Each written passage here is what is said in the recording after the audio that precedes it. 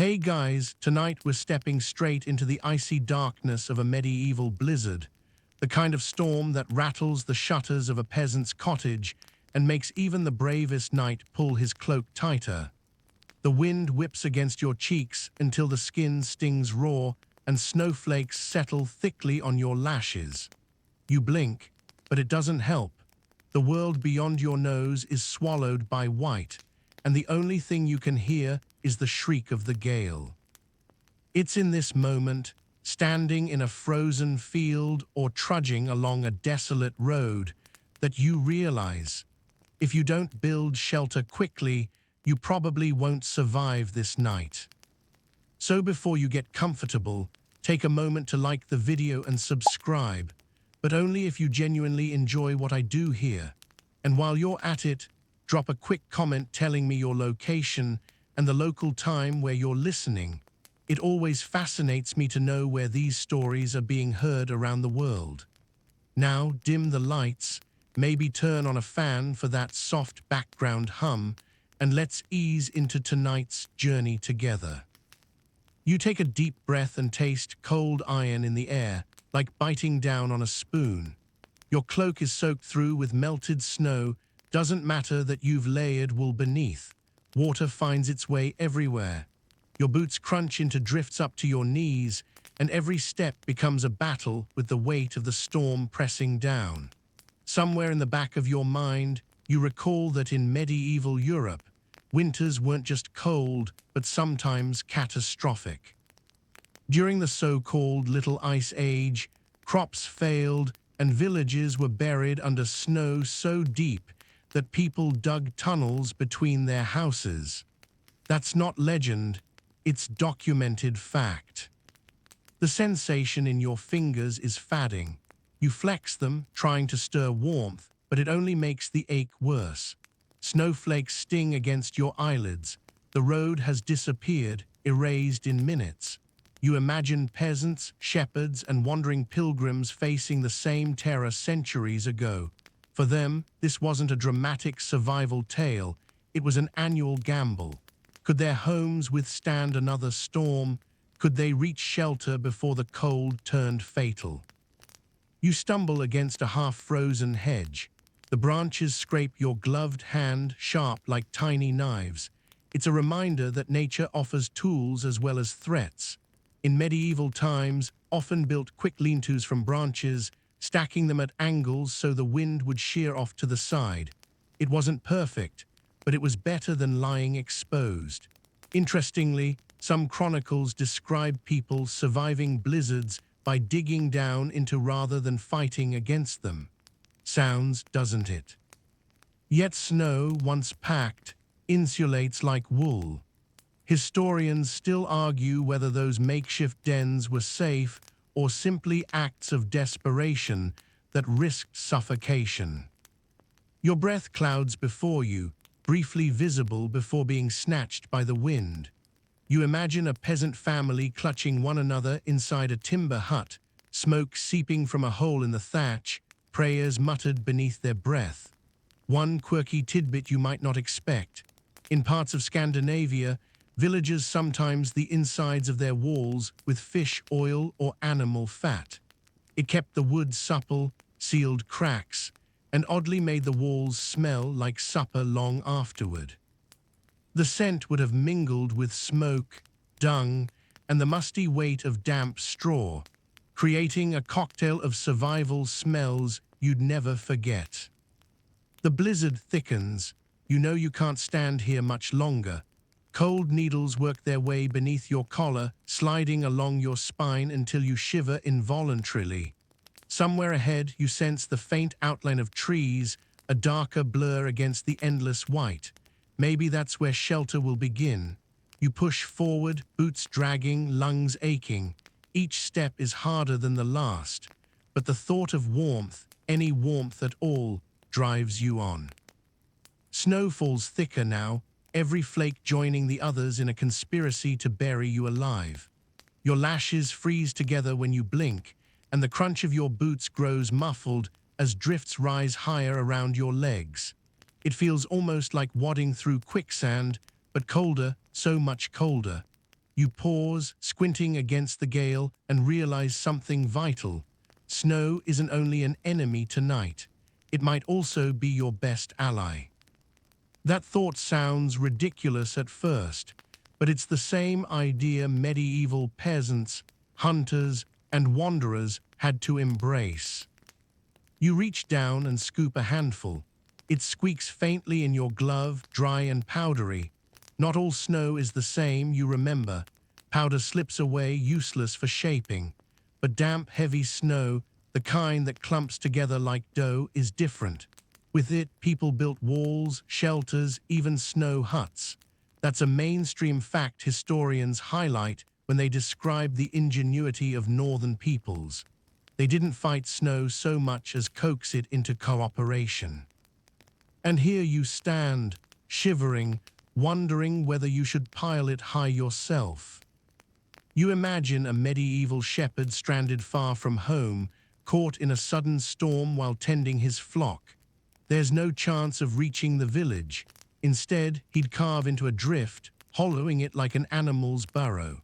Inside, the air would grow still. The snow outside, though freezing to the touch, would form a barrier that trapped the heat of breath and body. It sounds almost magical, but science explains it. Snow is a poor conductor of heat. It lets warmth linger, turning a deadly blizzard into a cocoon. You hesitate. Should you try digging? You look around and spot a mound already half formed by the wind. The surface is crusted, the kind you can push through with effort. Kneeling down, your knees instantly numb against the white, you punch through the crust and scoop out a space. Snow tumbles in on itself, threatening collapse. It's clumsy work, yet strangely soothing. The rhythm of carving, scooping, piling, again and again, distracts from the gnaw of cold in your bones. One quirky tidbit comes to mind. Medieval chronicles tell of soldiers in the Baltic campaigns who built crude igloo-like shelters, not because they were taught by locals, but because they stumbled into the idea after watching how animals burrowed into drifts. Imagine a knight, armored and exhausted, crawling into a hole in the snow like a fox. He'd wake to find frost clinging to his beard, but still alive. Dignity be damned, survival mattered more than appearances. Of course, historians still argue whether these improvised snow shelters were common practice or rare acts of desperation. The records are vague, caught between legend and memory. Some accounts insist people preferred timber and stone whenever possible. Others whisper of whole groups vanishing into snow caves, their fires extinguished by lack of air. You feel that uncertainty yourself as you carve deeper. The space grows tighter. Your breath warms the little pocket around you, but moisture drips down the walls. Will this refuge hold or suffocate? You lean back, pressing your shoulders into the curve. The storm outside muffles, reduced to a low moan like a distant beast. It's quieter here, almost comforting. You close your eyes for a moment, listening to your own heartbeat thudding in your ears. A thin sheen of frost already forms on your cloak where it touches the wall. Your body heat makes the snow damp, and droplets slide slowly downward. The smell is clean, sharp, like freshly laundered linen, but with the faint metallic tang of ice. You think about medieval children who played in snow by day, then huddled into snow shelters by night. For them, perhaps the fear was mingled with wonder. Parents might reassure them that snow was protective, not cruel, while secretly praying the storm would pass. In some villages, snow was even called the poor man's plaster because it sealed roofs and walls when nothing else could. Picture peasants pushing snow against the outside of huts to stop drafts. Odd, isn't it? The very substance threatening to bury them was the same one keeping warmth in. Shivering, you try to imagine what a medieval carried to help in such moments. Likely nothing fancy, no down sleeping bag, no waterproof tarp. Maybe just a coarse wool blanket, a knife, and faith. Wool, after all, retains heat even when wet, a detail that has saved countless lives through history. You pull your cloak tighter, feeling how the damp fabric still clings with some stubborn warmth. Time stretches inside your snowy hollow.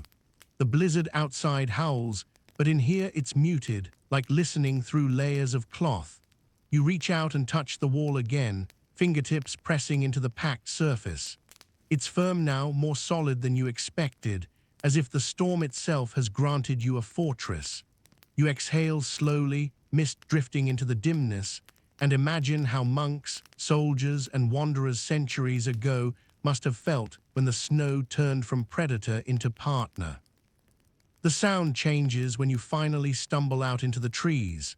Out in the open, the wind roared like an angry sea, but beneath the forest canopy, it hisses and whines, weaving through branches that creak and groan as if alive. Snow still falls, sifting steadily, but the dense pines and oaks catch much of it on their limbs. You tilt your head back, watching the weight bend branches downward until they almost touch the ground. Somewhere in that bending, in the tangle of wood and shadow, you sense opportunity. The forest has always been humankind's first refuge. Your boots crunch across a carpet of needles, the smell of resin sharp in your nostrils. Here, the snow is thinner, broken by roots and leaves. The change is subtle, but you can feel it. The air stings less. It's still bitter, still dangerous, but the trees have softened the storm's bite. Medieval wanderers would have felt the same relief, collapsing at the edge of a forest and knowing the wind could no longer strike them full force. This is why so many early shelters rose within or along the forest line, where materials waited at arm's reach. You run your fingers over a low branch, bark rough against the skin of your gloves. In the Middle Ages, villagers harvested bark as readily as timber, not just for firewood or tools, but for shelter walls. Thin strips of birch bark, layered and overlapped, could serve as shingles. Oak branches, still green and springy, bent into frames for quick lean-tos. And pine resin, sticky, fragrant, stubborn, was daubed into cracks to block the wind. A mainstream historical fact worth remembering. Resin sealed medieval boats and roofs alike, proving its value as nature's glue long before chemistry had a name. You crouch to gather fallen branches. They're brittle, snapping sharply under your weight. Some still hold a whisper of green, others crumble into dust. You imagine a peasant family doing the same on a winter's eve, the children dragging sticks, the parents arranging them in a hasty frame. Above, they'd lean larger branches into a triangular roof, then heap snow, moss, or leaves on top. Crude, yes, but in a storm, crude was enough. Shelter wasn't about beauty. It was about beating the cold long enough to see dawn. There's an odd tidbit whispered in folklore. Some communities believed that certain trees offered more warmth than others, not just physically, but spiritually. Hazel, for example, was thought to repel evil, while oak stood as a guardian. To sleep beneath them was to rest under protection. You can picture a weary medieval deliberately choosing a spot beneath a sacred tree, whispering a prayer before curling into the roots. Whether protection came from spirit or physics, strong branches against snow, it hardly mattered. Comfort often begins with belief. You select a hollow between two thick trunks. It feels natural, like an alcove already half-formed. Snow piles at the base, drifted and sculpted by the wind. With your hands, you scrape it back, clearing a small space down to the frozen earth. The soil smells faintly of leaves, earthy and reassuring, a reminder of life beneath all this whiteness. The space is cramped, but that closeness is your ally. Warmth is kept where air is small. You start layering. First, long branches leaned against the trunks, meeting at an angle overhead. Then smaller twigs woven haphazardly to fill the gaps. It's awkward work, fingers stiff and clumsy, but the frame takes shape. Over it you heap pine boughs, their needles prickly, their scent pungent. The green dulls the white world, creating a pocket of and life. Historians still debate whether medieval shelters of this kind, temporary forest lean-tos, were common or whether written accounts exaggerate them. But as you crouch under your makeshift roof, you feel the logic. When the storm raged, you used what the forest offered. Nothing else mattered. You pause and listen. The howl of the wind is dulled. Snow falls more quietly, slipping off boughs in sudden dumps that thud softly onto the ground. The soundscape here is intimate, branches creaking like doors, needles rustling like whispers. You feel wrapped in a cocoon of wood and silence.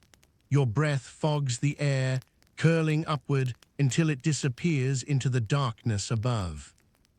You imagine medieval hunters returning from the chase, dragging carcasses behind them, desperate for a dry corner to skin their kill.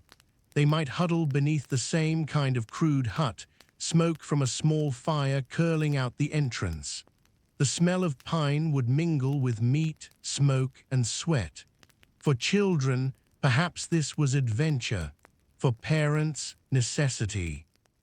There's a quirky report from an early Norse saga that describes men building shelters by propping shields against trees and covering them with cloaks. It sounds ridiculous, doesn't it? A military kit turned into a hut. But it reveals a deeper truth.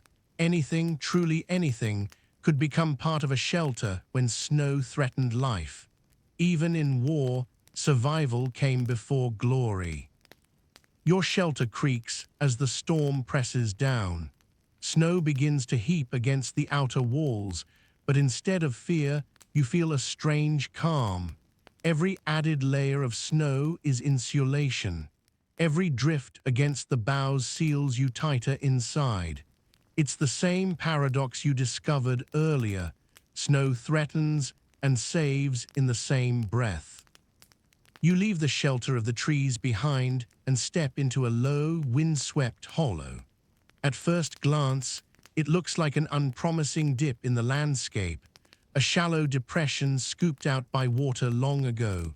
But here, shielded from the howling air above, you realize why medieval often dug downward instead of building upward. When roofs threatened collapse, earth itself became the roof. You kneel and press your gloved hand into the drift. The snow is firm on top, soft beneath. By scraping at the crust, you can quickly carve out a pit. The deeper you go, the less the wind can reach you.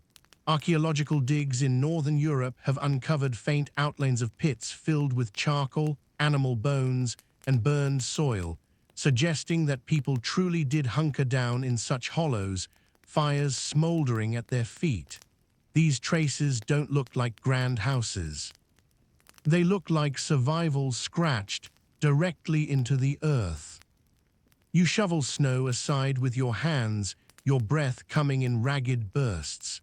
Each scoop exposes darker soil, hard and frozen, but oddly reassuring.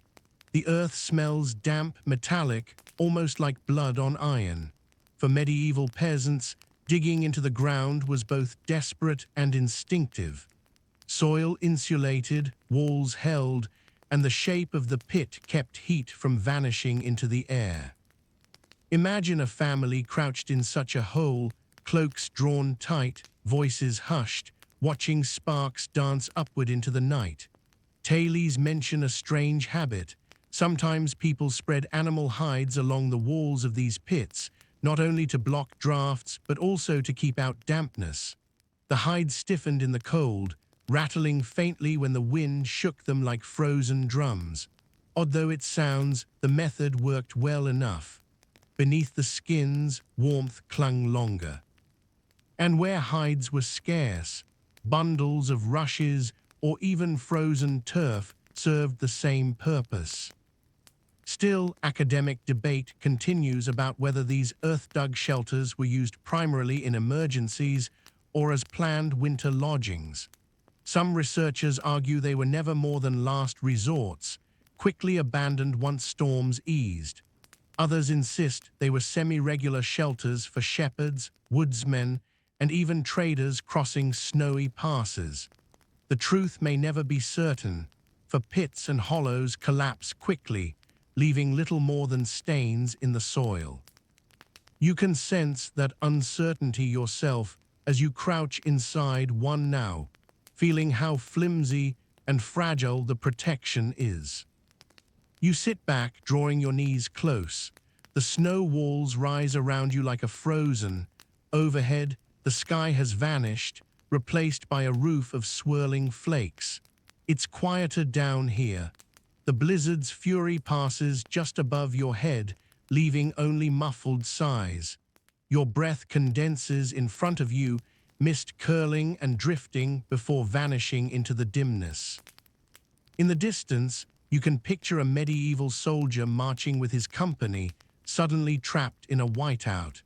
No timber, no stone, no roof, just snow and earth. The men dig furiously, scraping hollows with daggers and helmets. They cram themselves into the depressions, pressed shoulder to shoulder. The smell of sweat, fear, and damp wool fills the air. Outside, horses stand shivering, tails whipped by the gale. By dawn, those who managed to dig deepest crawl out alive, while those who remained exposed lie stiff in the drifts. Oddly enough, folklore preserved echoes of these pit shelters. In parts of the Alps, there were sayings about sleeping in the belly of the mountain, a phrase that described both caves and snow pits. The metaphor stuck because that's how it felt, to crawl into the ground, to surrender yourself to Earth's embrace, and to hope you'd be reborn come morning. Your toes throb again, dull aches spreading up your legs. You wiggle them, trying to fight off numbness. You think of medieval remedies, stones heated in the fire and dropped into pits, glowing faintly red, surrounded by straw. The heat would radiate for hours. Some even carried little clay jars filled with embers, held close under cloaks. The risk of sparks was real, but so was the risk of frostbite. Choose your enemy carefully. As you lean against the wall of your hollow, you notice how the wind fills the pit with fine powder. You brush it aside again and again. Snow is relentless, creeping back into every corner you clear. You realize how medieval survivors must have felt, constantly fighting not just cold, but the snow itself as a living thing. Every movement, every breath was a small rebellion against it. There's an unexpected comfort here, though. The earth beneath you is solid, unshaken by gusts. The walls curve naturally, holding you close. Even in this primitive shelter, you feel safer than you did in the open. That sense of containment is almost soothing, as if the world has been reduced to a small, manageable size. You can imagine a frightened child curling up against their mother, both pressed into such a pit, finding comfort not in warmth, but in the knowledge that they were together, hidden from the blizzard's eye. Your mind drifts to a peculiar account recorded in a 14th century monastic chronicle. During a violent storm, villagers in the mountains supposedly dug so many pits that the fields looked like a graveyard by morning. Whether that detail is true or embroidered by imagination, the image lingers, a landscape dotted with holes, each one cradling a family or each one a silent struggle for survival. Historians still argue whether pit shelters represented ingenious adaptation or desperate last stands against nature's fury. The storm slackens for a moment, and you seize the chance to climb out of your pit. The snow has stopped pelting quite so fiercely, though the wind still claws at your face. As you move across the whitened field, your eyes catch a darker mound on the horizon. It isn't a tree or drift. No, it's something stones stacked in deliberate form. You draw closer and realize what it is. A turf house, its walls layered with earth and rock, its roof nearly swallowed by snow. These weren't temporary shelters, but seasonal structures built with patience and strength. In parts of Scotland, Iceland, and the Northern Isles, people raised thick walls from whatever they had at hand, stones gathered from fields, clods of turf cut in heavy slabs, sometimes even sods of moss stitched with roots. The result looked humble, almost like a hill itself, but inside warmth could linger. Written records from medieval Iceland confirm that families wintered in such huts, their ceilings low, their walls half earth and half stone. To the outsider, they looked primitive. To the dweller, they were life-saving. You brush the snow away from the entrance, a narrow, dark slit barely large enough to crawl through. The wooden lintel above the doorway is warped and swollen. You duck your head and step inside. At once the world changes. The howl of the storm fades to a muffled hum. The smell greets you first, damp earth mixed with smoke, a scent that clings to hair and fabric, a reminder that fires once burned here. The floor is hard-packed soil, uneven and cracked. The walls are rough but thick, nearly a meter in places. You press your hand to the surface. It's cold, yes, but solid like the bones of the land itself. Contemporary accounts make clear that turf houses were common across windswept landscapes where timber was scarce. Iceland especially saw widespread use of this method. Imagine a winter village, the houses not tall and proud, but low, almost vanishing into the ground. Smoke curling from small holes in the roofs. These were homes built not for grandeur, but for endurance. They absorbed the storm, crouching close to the earth like animals. A curious detail emerges in sagas. Some huts had grass growing on their roofs even in winter, the green blades poking through snow.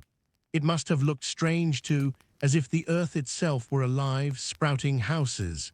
This wasn't decorative, though. Grass bound the turf, kept it from sliding off, and added insulation. When spring returned, sheep might graze on the roof while families huddled beneath.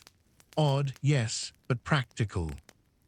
You run your fingers along the wall, feeling the layers of stone and soil pressed together. You picture the builders at work months before winter, men cutting turf blocks with spades, stacking them like bricks. Women packed earth into gaps.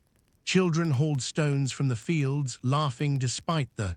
By the time snow fell, the hut stood ready, a structure born from sweat and foresight. This was no last-minute lean-to. It was planned, deliberate, built with the storm already in mind. Yet historians remain divided on how effective these huts truly were. Some argue they were damp, smoky, and unhealthy, breeding illness. Others claim they provided stable warmth, especially when lined with wooden planks or hides. Archaeological remains show hearths blackened with soot, suggesting fires burned constantly.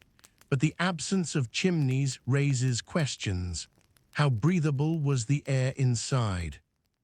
Perhaps people traded comfort for survival, lungs blackened with smoke, but hearts still beating when spring arrived. You crouch in the middle of the hut. The roof dips low, supported by timber poles now blackened with age. You imagine a medieval family gathered here, bodies pressed close, livestock tethered near the door. The sound of bleating sheep or lowing cows would mingle with the hiss of fire and the murmur of voices. Heat from beasts and humans alike warmed the small space. The air would be thick, stifling at times, but better than the icy void outside. One odd practice noted in Norse tradition involved burying fish bones beneath the floor of turf huts. It may have been superstition, a charm for fertility and protection, or perhaps it was simple disposal. Either way, the idea lingers. Every hut carried with it layers of not only earth and stone, but also memory and belief. The walls held stories as well as warmth. You sit quietly, listening to the storm's muffled echo beyond the walls. The turf absorbs sound, creating a hush that feels almost sacred. Your breath echoes faintly in the chamber. The walls seem to lean in, close and heavy, but protective. You close your eyes for a moment, monks writing in illuminated manuscripts, while far to the north, families crouched in these huts, surviving blizzards with little more than fire, stone, and sod. Two worlds, one of parchment and prayer, one of earth and survival, but both bound by winter's demand for endurance. The longer you linger, the more you notice the subtleties, the faint draft sneaking through the doorway, the drip of melted snow trickling down one wall, the soot stains fanning across the ceiling. All reminders that this shelter was never perfect, but perfection was never the goal. As you run your hand over the damp turf, you realize the hut's real strength lay in its stubbornness. It clung to the earth, and so did those within. You push out of the turf house, snow cascading off the roof in a lazy slide. The air is sharper now, icy needles pricking your cheeks, but you can see faint outlines of structures further downslope. Roofs angled steeply, poking through heaps of white. They are thatched cottages, simple straw-covered homes that tried to balance beauty with practicality, but often betrayed their owners when winter struck hardest. Thatched roofs were a familiar sight across medieval Europe, from England to Poland. They were cheap, renewable, and surprisingly versatile. Bundles of reed, straw, or rushes were layered thick and pegged down with wooden spars. When dry, they shed water gracefully, the rain running off in rivulets. But snow was another matter. Heavy drifts pressed down mercilessly, and a roof that could shrug off rain sometimes collapsed under winter's weight. Chronicles from the 14th century mention entire cottages flattened after a single night of snowfall, families clawing out from beneath broken beams. You step closer, brushing snow from a slanted wall. The thatch is stiff, frozen solid. Its surface bristles like the back of a hedgehog, sharp ends protruding through the ice. Inside, the air smells musty, faintly sweet with the scent of old straw. You imagine the texture under your hands, scratchy, uneven, yet familiar. The same material peasants used not only for roofs, but for bedding, fodder, and even shoes stuffed tight against the cold. Contemporary accounts describe villages repairing thatch just before winter, climbing ladders with fresh bundles, weaving them into the sagging roofline.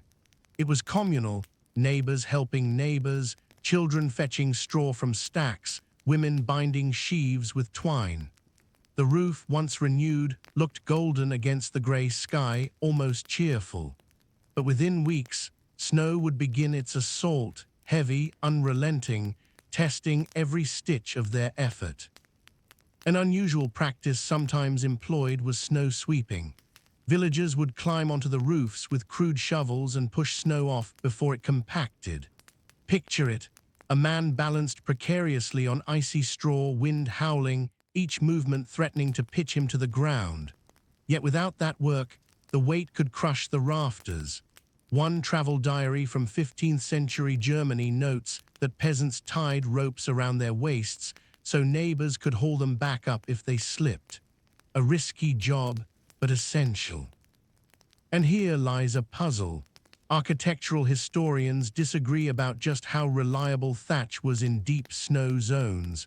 Some argue it was hopeless, constantly collapsing, while others insist its steep pitch, when properly built, actually shed snow as effectively as rain.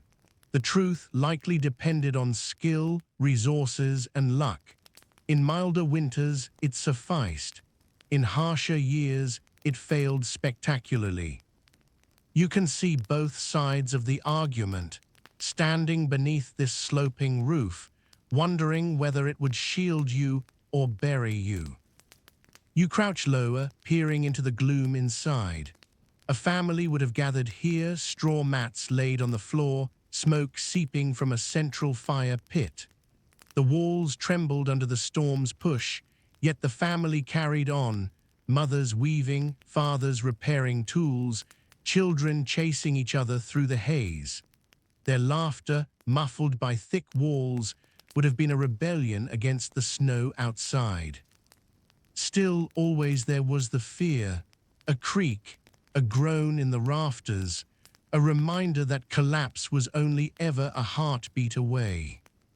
Oddly enough, some folklore treated thatch almost as a living thing. In English superstition, people whispered that spirits hid in the straw bundles. If the roof was neglected, misfortune would strike. So before winter, peasants sometimes muttered blessings as they fixed the roof, appealing not only to practical skill, but to unseen guardians. It sounds quaint, but in truth, any hope of protection was welcome when survival felt uncertain. You run your fingers through a loose tuft of straw near the doorway. It crumbles between your gloves, leaving a faint, powdery dust. You imagine lying on such straw at night, the stalks scratching your skin, the smell earthy and overwhelming. Comfort was relative. Compared to bare stone, straw was a gift. Compared to feather bedding, it was hardship. For most, it was the only choice. The wind surges again, rattling the roof above. Snow falls in clumps from the eaves, thudding heavily. You think about the ingenuity required, timber frames, straw tied in courses, layers overlapping like shingles. This was peasant engineering at its finest, affordable, functional, imperfect, but enduring across centuries. Without it, villages would never have spread so widely across Europe's cold fields.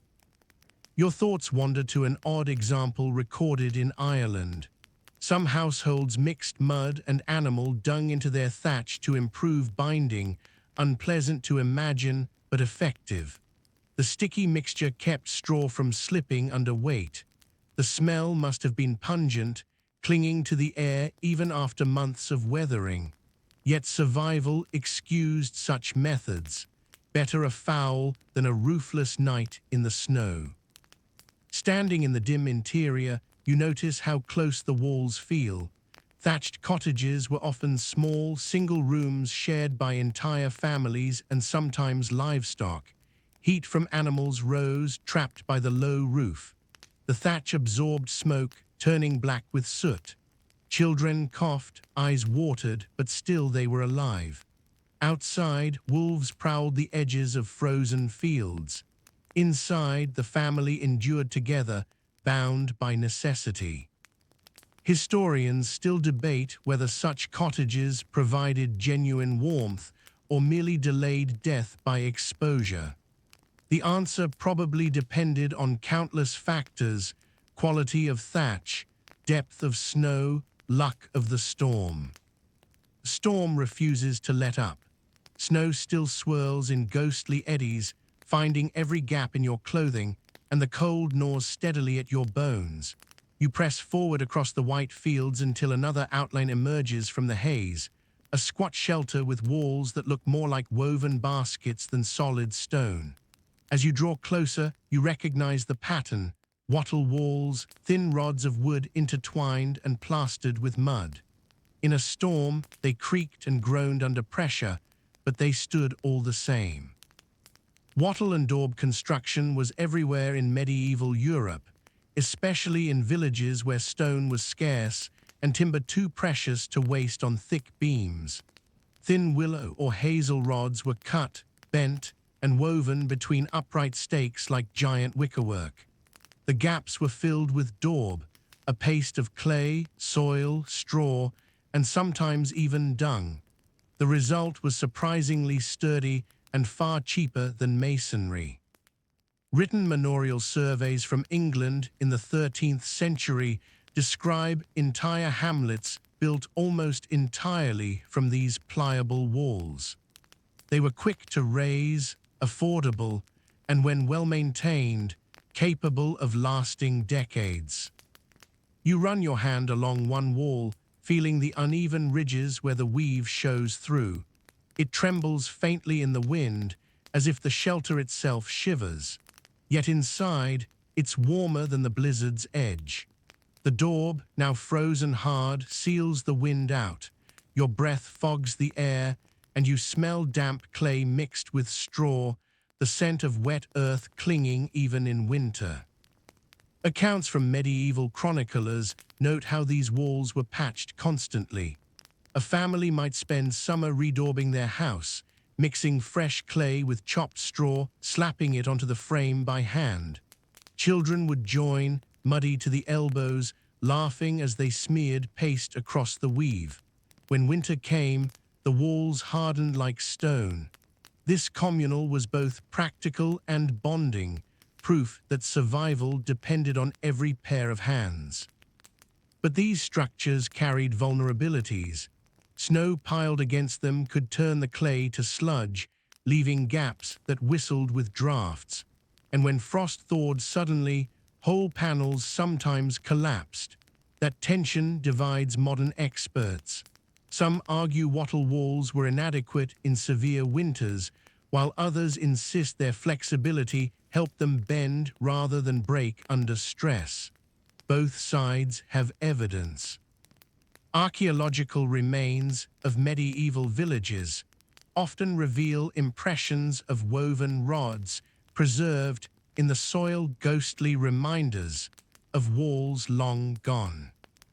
Inside the hut, you imagine the life it once contained.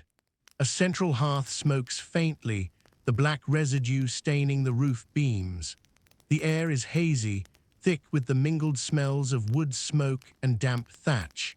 A family huddles near the fire, the father weaving more rods into a broken section of wall, the mother tending a pot of thin stew, the children whispering stories to distract themselves from the howling outside.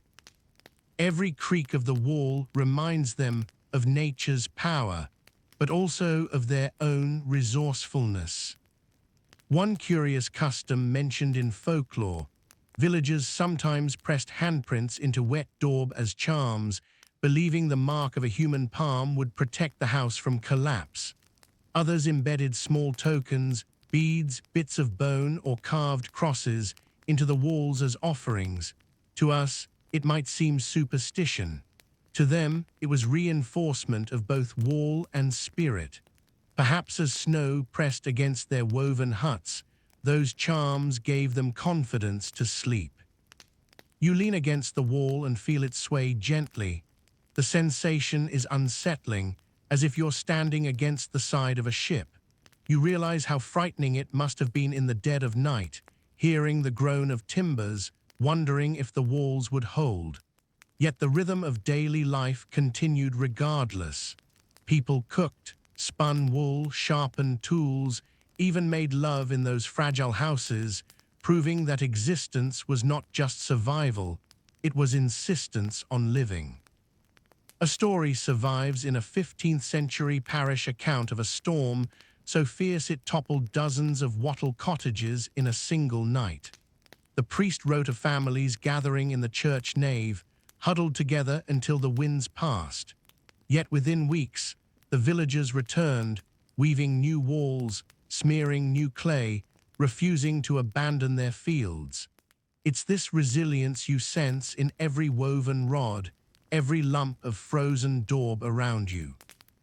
You crouch low, watching snow drift through a small crack near the roofline. A fine powder settles on the floor, glittering faintly in the firelight. You brush it aside, feeling again how relentless the storm is, always testing, always pushing. But the shelter holds, creaking like an old ship's hull, yet refusing to break. Oddly, the woven pattern gives a strange comfort. It resembles fabric or a basket, or even the weave of a fence. It reminds you of how medieval people saw little separation between house and tool, between home and handcraft. The same skills used to make fences for sheep or baskets for grain were used to build walls against winter. Craftsmanship itself was survival.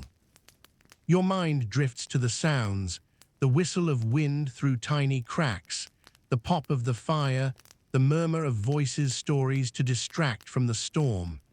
Imagine a grandmother telling tales of saints and spirits while snow piled outside, her words stitching as much warmth as the fire did. In such moments, frail walls weren't failures. They were reminders that community itself was the strongest shelter.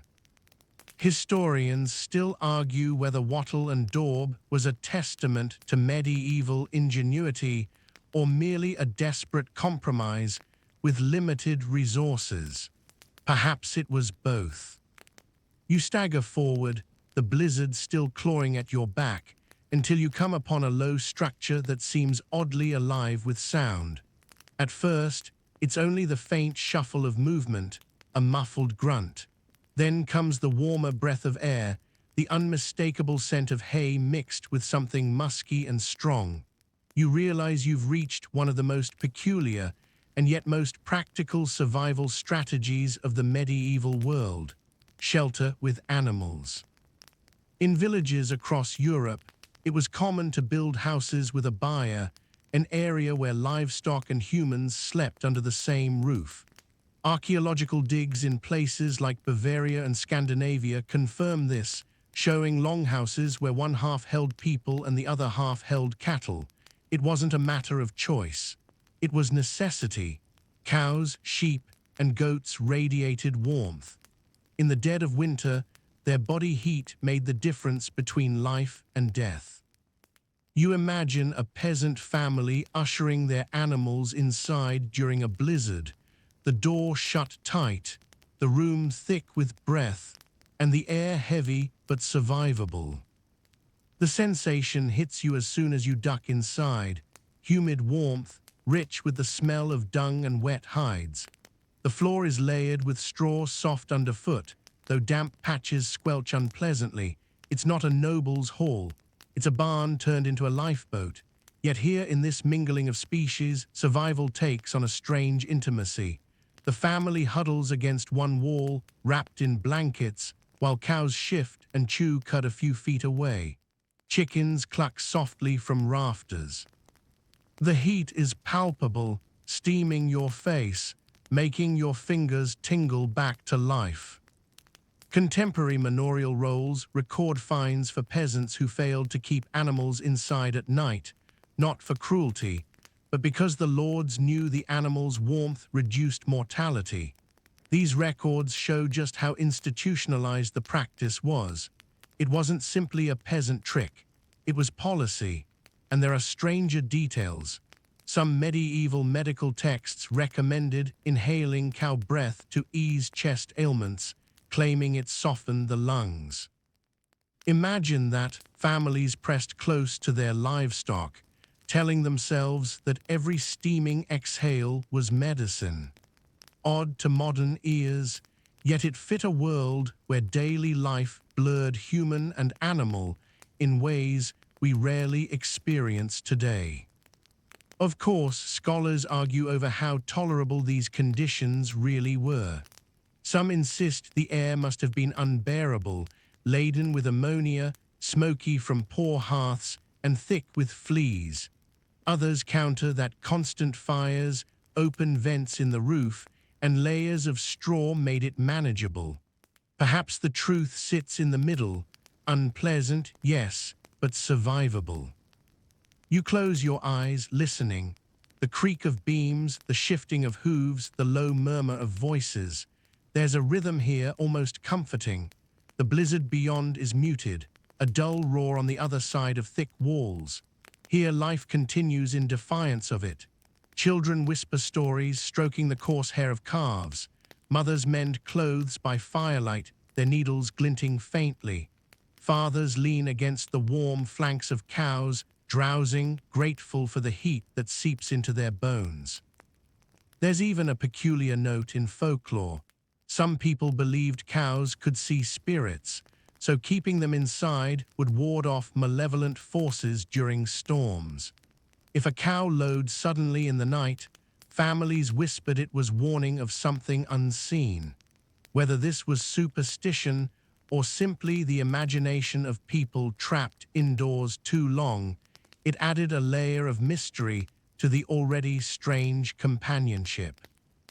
You shift on your feet, brushing straw from your cloak.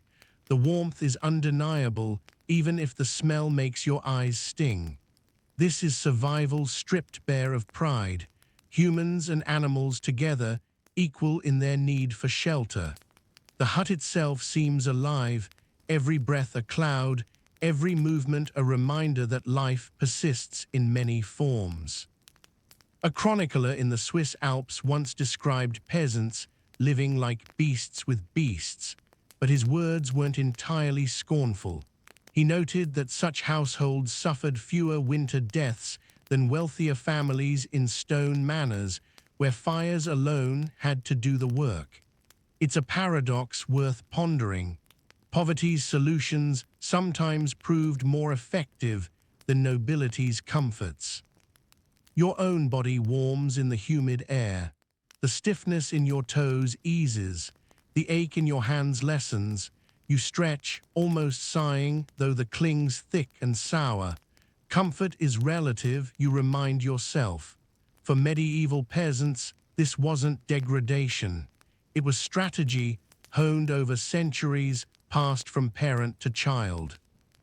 And as you lean against the wall, listening to the storm's fury outside and the steady chewing of a cow beside you, you realize the profound truth of this arrangement.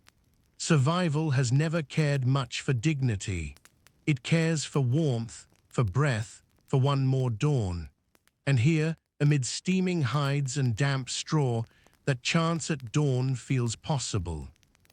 One quirky tidbit from English agricultural records mentions that some farmers train their oxen to lie against the house walls during storms, literally using them as living insulation.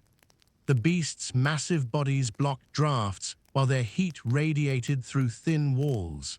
Picture it, a living, breathing wall of flesh and fur, patient and warm, keeping death at bay. Historians still debate whether space with animals was a clever adaptation or a desperate last resort that bred disease. The truth, as always, likely varied by household. The storm drags you onward, snow whipping like claws across your cheeks, until you find yourself following the faint gleam of ice. At first, it looks like a frozen field. Then you realize you're standing on the surface of a river, solid and glassy beneath the snow. The current sleeps under its icy lid, invisible but restless. People in the Middle Ages crossed rivers like this when bridges were scarce, dragging sleds, wagons, or even entire herds across the glittering skin. Sometimes they built shelters on this uncertain stage. You imagine desperate caught between villages, night falling than their legs can carry them. The only flat ground for miles is the frozen river, its surface smooth and wide. They stack branches, lash together sleds, and heap snow to form a barrier against the wind. Fires burn in shallow pits scraped directly onto the ice, their flames reflecting in trembling orange patterns. For a brief time, the river itself seems to cradle them. Records from Northern Europe mention such makeshift encampments. Pilgrims, merchants, even soldiers sometimes slept on frozen rivers when storms trapped them mid-journey. One 15th century merchant's journal describes men huddling around a brazier set on planks over the ice, their breath mixing with smoke, their prayers constant that the ice would hold. For them, the river was both road and roof. You crouch, brushing snow from the frozen surface. The ice is solid but groans faintly under your weight, like the low growl of some ancient creature. Beneath, black water flows unseen, the true danger. Your reflection flickers in the dark sheen, distorted by cracks. The cold radiates upward, seeping into your bones as if the earth itself were hollow and hungry. One curious detail from folklore: in certain regions, people scattered salt on the ice before building shelters, believing it would calm the river spirits. Salt was precious, yet they used it as a kind of offering, buying peace from the unseen. To us, it sounds irrational. To them, it was reassurance in a place where the line between life and death was thinner than the ice itself. Scholars remain divided on whether these shelters were wise or reckless. Some argue that people exaggerated, that few would dare risk sleeping above water in the heart of winter. Others insist the practice was not only real but frequent, citing repeated mentions in chronicles and sagas. The truth may lie in the middle. Desperate people do desperate things, and desperation is exactly what blizzards create. You stand in the imagined shelter, branches creak overhead as the wind shoves them sideways. Sparks from a fire drift upward before hissing out on the cold air. Men wrap cloaks tight, backs pressed together, boots braced against the ice. Horses snort nervously, hooves clattering on the slick floor. The soundscape is eerie, fire crackling, animals shifting, ice groaning beneath, and beyond it all, the roar of the blizzard. You realize such a night would not be sleep but a vigil, every sound a warning. There's an odd anecdote preserved in a 14th century chronicle. A group of soldiers encamped on a frozen river in Livonia awoke to find themselves drifting downstream. The ice had fractured silently, carrying them like an enormous raft. They scrambled ashore half frozen, their makeshift shelters collapsing behind them. Whether the story is exaggerated or not, the image remains powerful, nature reminding humans that it cannot be tamed. You press your palm against the ice again. The cold bites sharply, a reminder that beneath this fragile surface lies oblivion. Yet for medieval survivors, every patch of ground, stone, snow, or ice was a possible refuge. If the blizzard struck in the wrong place, they had to trust whatever surface they stood on. The smell of smoke lingers in your imagination, mingling with the brine of frozen water. You picture yourself lying on straw spread across the ice, cloak wrapped tight, body trembling as you listen for cracks in the night. Every shift, every pop would jolt you awake. Sleep would be shallow, broken, haunted by the thought of the river reclaiming its surface. And yet, if you survived till morning, you'd rise to see the sun glittering across the frozen plain, proof that the gamble had paid off.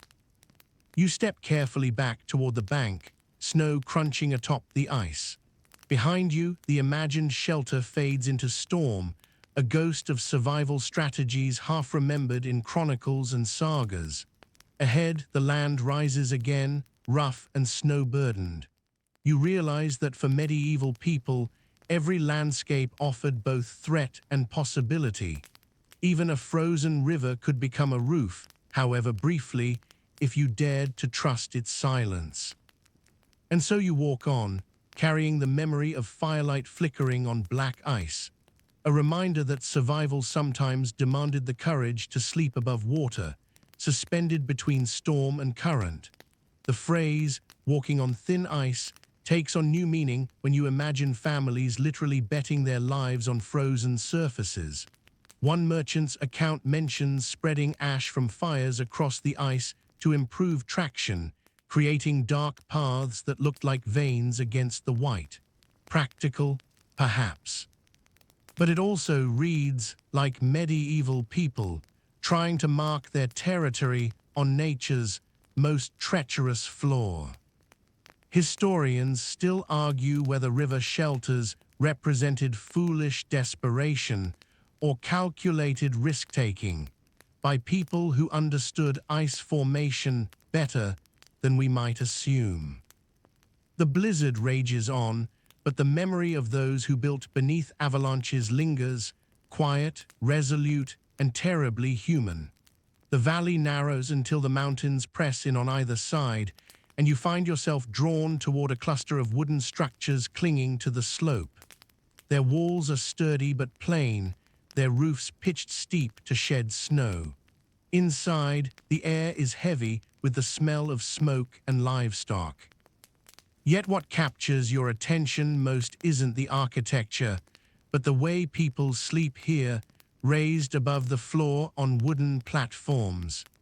It's a simple adjustment, but one that made all the difference when cold stone threatened to leach the warmth from their bones.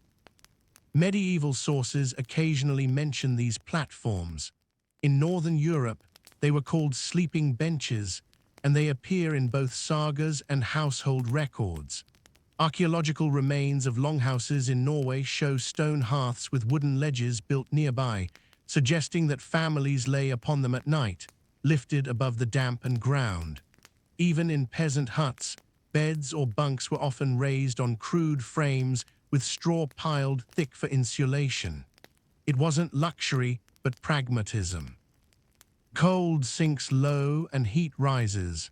By climbing just a few feet, sleepers escaped the worst of the chill. You step onto one of the platforms. The wood creaks beneath your weight, polished smooth by countless bodies before you. The straw mattress rustles, releasing a faint, grassy scent even in winter. You stretch out and immediately feel the difference. Air is warmer up here. Smoke from the hearth drifts across your face, and the stone chill from the floor fades into memory. It's still cold, your breath fogs before your lips, but it's survivable. Written accounts describe how entire families slept together on these raised beds. Parents, children, even grandparents pressed shoulder to shoulder, their combined heat forming a barrier against frost. Sometimes livestock nestled below, their warmth rising to meet the humans above. It's easy to imagine the scene, a room alive with quiet breathing, the occasional cough or murmur, the glow of embers casting red shadows on the ceiling beams. Privacy was impossible, but safety outweighed modesty. One curious note comes from a 15th century inventory in Denmark, which lists carved wooden bed boxes with sliding doors. These were essentially small wooden chambers where sleepers enclosed themselves like nesting dolls, trapping warmth inside. Folklore suggests people even believed the closed beds kept away evil spirits, as if the wood formed not just a shield against drafts, but against nightmares themselves. The design spread slowly, and a few examples survive in museums today, dark and worn from centuries of use. Scholars debate how widespread these sleeping platforms truly were. Some argue they were luxuries of wealthier peasants, while others maintain they were common in cold regions, built with whatever timber was available. The truth may depend on geography. In the Alps and Scandinavia, the archaeological record is clearer, while in England or France, evidence is thinner. Yet the principle is universal. Humans everywhere realized that warmth could be stolen back by sleeping high. You roll onto your side, feeling the straw prick your skin through your cloak. The smell is pungent, earthy and faintly sour, but it's also comforting. Beneath the bed, the floor lies dark and cold, a reminder of what you've escaped. Above you, the smoke drifts lazily, settling in thick beams where it blackens the rafters. This isn't comfort in the modern sense, but it's protection, and protection is all you crave. A quirky anecdote from Icelandic sagas mentions warriors sleeping benches so tightly that their beards froze together by morning. The image makes you smile despite the storm, a row of grizzled men waking in confusion, tugging at one another's faces to break free. Humorous, yes, but it illustrates the intimacy of survival. The storm stripped away distance. In those huts, bodies became the insulation, closeness the weapon against the cold. You listen to the imagined sounds, the creak of wood as sleepers shift, the hiss of wind beyond the walls, the occasional thud of snow sliding from the roof. The fire crackles low, its light dimming, but the bed still holds warmth. Children whimper softly, soothed by a mother's hand, An old man mutters prayers into the darkness. The rhythm of survival hums quietly, steady as breath. It strikes you that the raised bed is more than furniture. It's a philosophy, and that survival lies not in conquering the storm, but in small adjustments. A foot higher, a wall thicker, a bed shared closer. The medieval world wasn't rich in resources, but it was rich in ingenuity. These simple platforms are proof. Outside, the blizzard roars on, indifferent. But here, on this creaking wooden bench, you feel a fragile pocket of warmth, a defiance carved from timber and straw. And in that fragile pocket, you understand why medieval families endured. They didn't need grandeur. They needed only a place where cold couldn't quite reach. Historians still argue whether raised sleeping platforms represented widespread practice or localized innovation. Some point to similar designs in Japan and China, suggesting convergent evolution of the same simple idea: get off the ground when winter comes calling. Others insist each culture developed its own unique approach. The debate continues, but lying here now, you know the truth transcends academic argument. When frost creeps across stone floors, every human thinks the same thought: how do I get higher? The wooden platform creaks as you rise, brushing straw from your cloak. Outside, the storm has eased slightly, though the wind still snakes through every gap, whistling like a restless ghost. You trudge across a courtyard piled with drifts until the smell of hay strikes you, a sweet, musty perfume that cuts through the sharpness of the cold. The scent grows stronger as you pull open the door of a loft piled high with fodder. Inside, you discover another survival trick of the medieval world: burrowing into hay for warmth. At first glance, it seems laughably simple.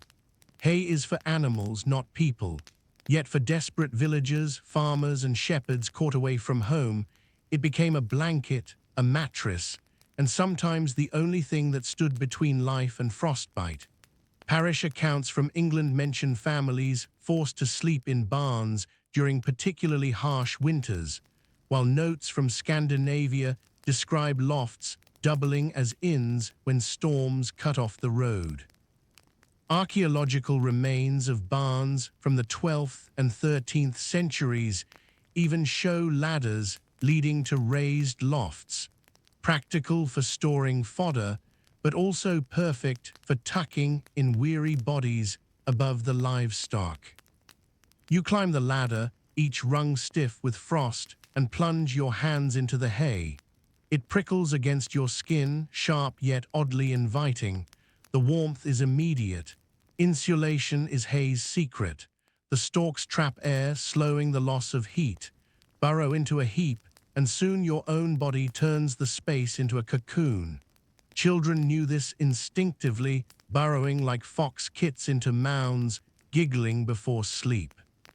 For adults, it was less a game than a necessity, though they too felt the relief when the itch of stalks was outweighed by the blessing of warmth.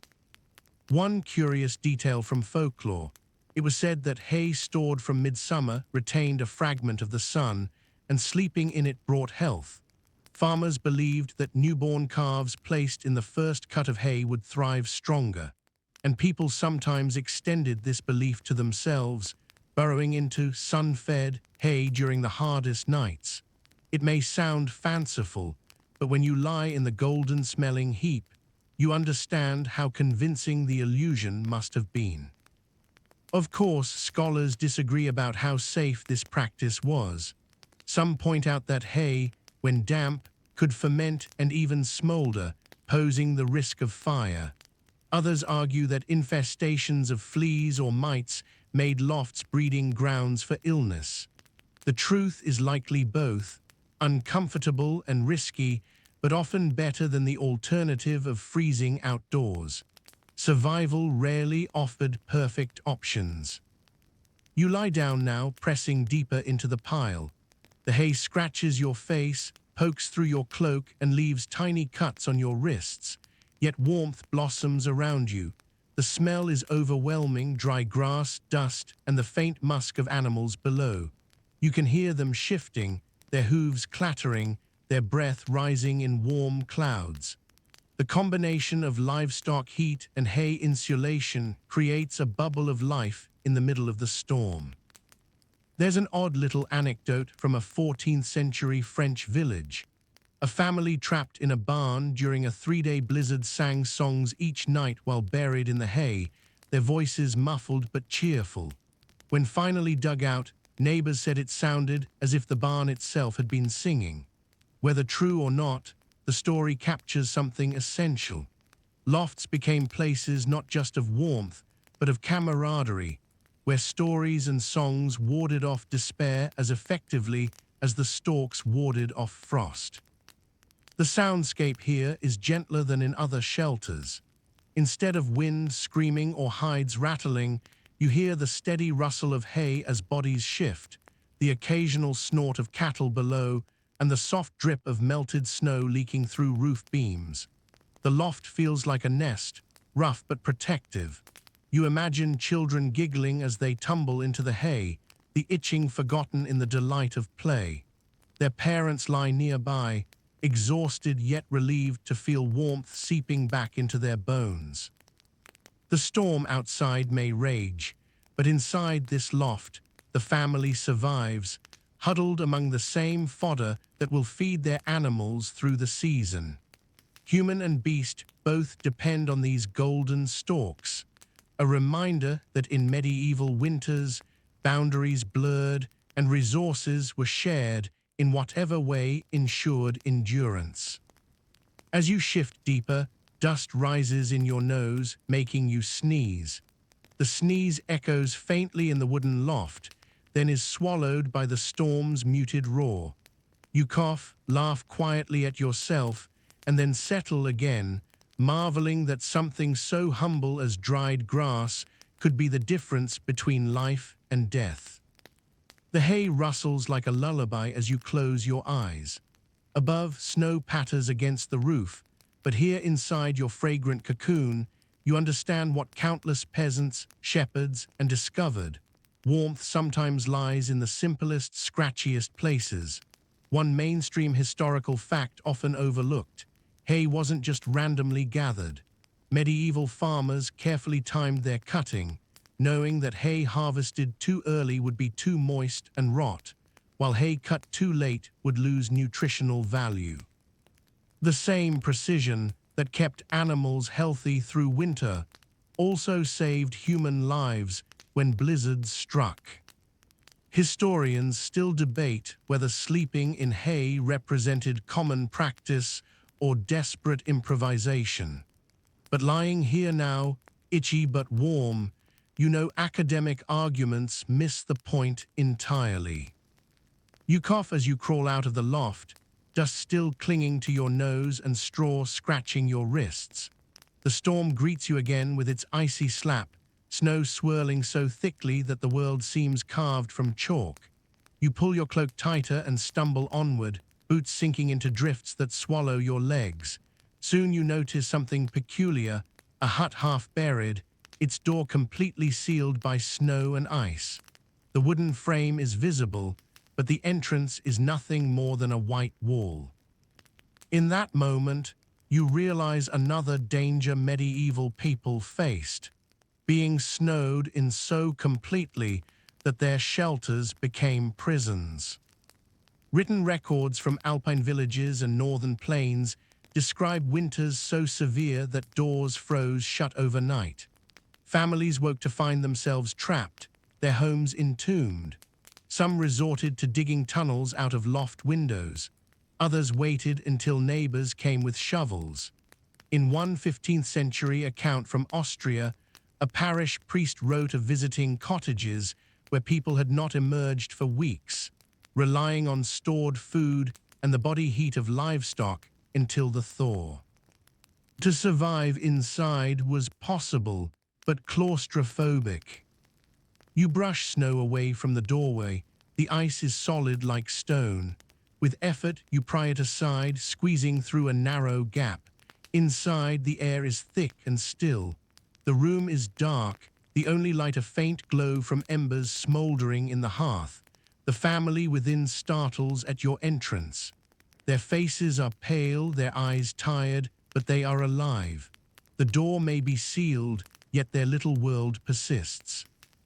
The first thing you notice is the smell, heavy, stale, a mixture of smoke, sweat, and damp wool. With no fresh air, the atmosphere feels almost suffocating, yet there is warmth. The packed snow around the walls acts as insulation, keeping the bitter wind at bay. It's like being buried alive in a cave, but a cave that preserves life. Tales reveal that villagers sometimes welcomed this accidental insulation. Once doors were sealed, they knew no draught could enter. Families huddled close, rationing food, and treated the snow as their ally. Still, the risk was real. Fires consumed oxygen quickly, so flames were kept small or extinguished entirely. In place of firelight, candles sputtered, casting thin shadows across soot-dark walls. The silence was broken only by coughing, whispering, and the occasional creak of the roof under snow's weight. One curious superstition held that if you marked the sealed door with a cross made of soot, the snow would forget to press any harder. Whether protective charm or psychological comfort, the ritual hints at the desperation of people sealed inside their own shelters. Children were told not to cry too loudly, lest the storm hear and bury them deeper. Scholars today discuss whether these snow prison winters were exaggerated in chronicles or whether entire villages truly vanished under drifts. Archaeological traces are difficult to prove, yet written records repeat the theme often enough to suggest a kernel of truth. Perhaps not every year, but in the worst winters, households did indeed spend weeks without stepping outside. You sit on a low bench, feeling the strange weight of silence. The family stirs around you, moving sluggishly.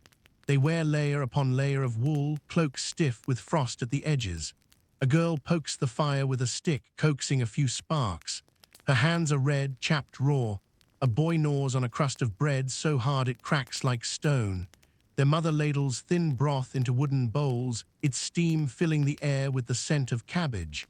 There's no joy here, only routine, the monotony of endurance.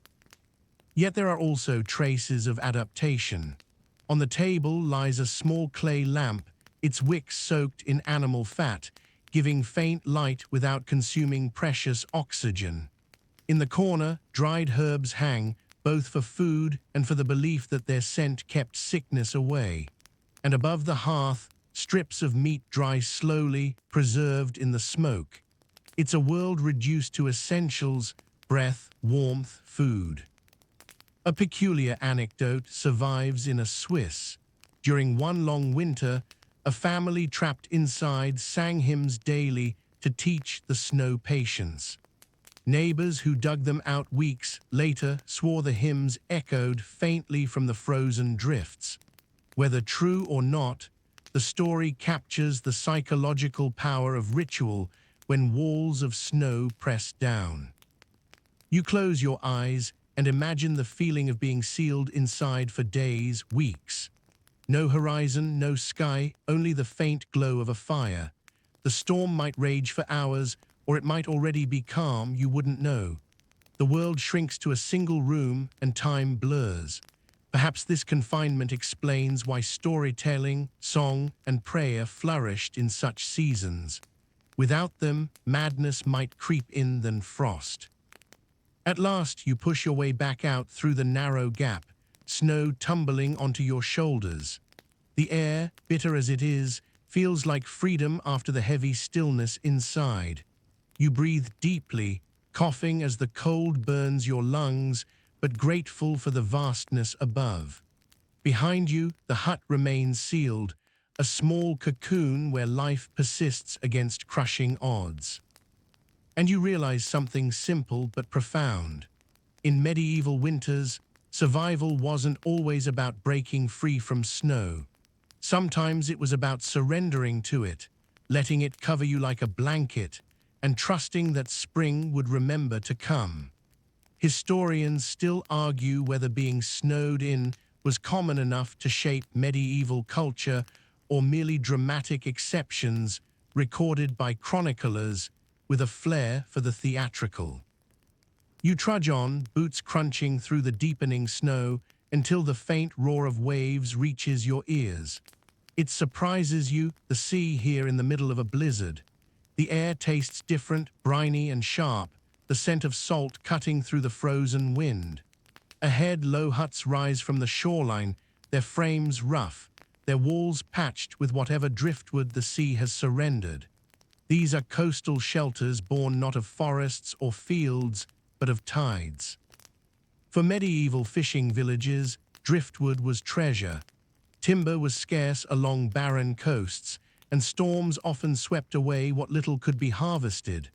But the sea itself offered its own supply: broken masts, splintered planks, and tree trunks carried by currents.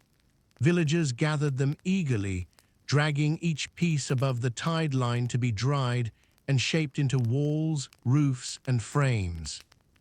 Written accounts from Norse sagas and Anglo-Saxon chronicles alike mention driftwood huts and even boats pulled ashore and inverted to serve as shelters.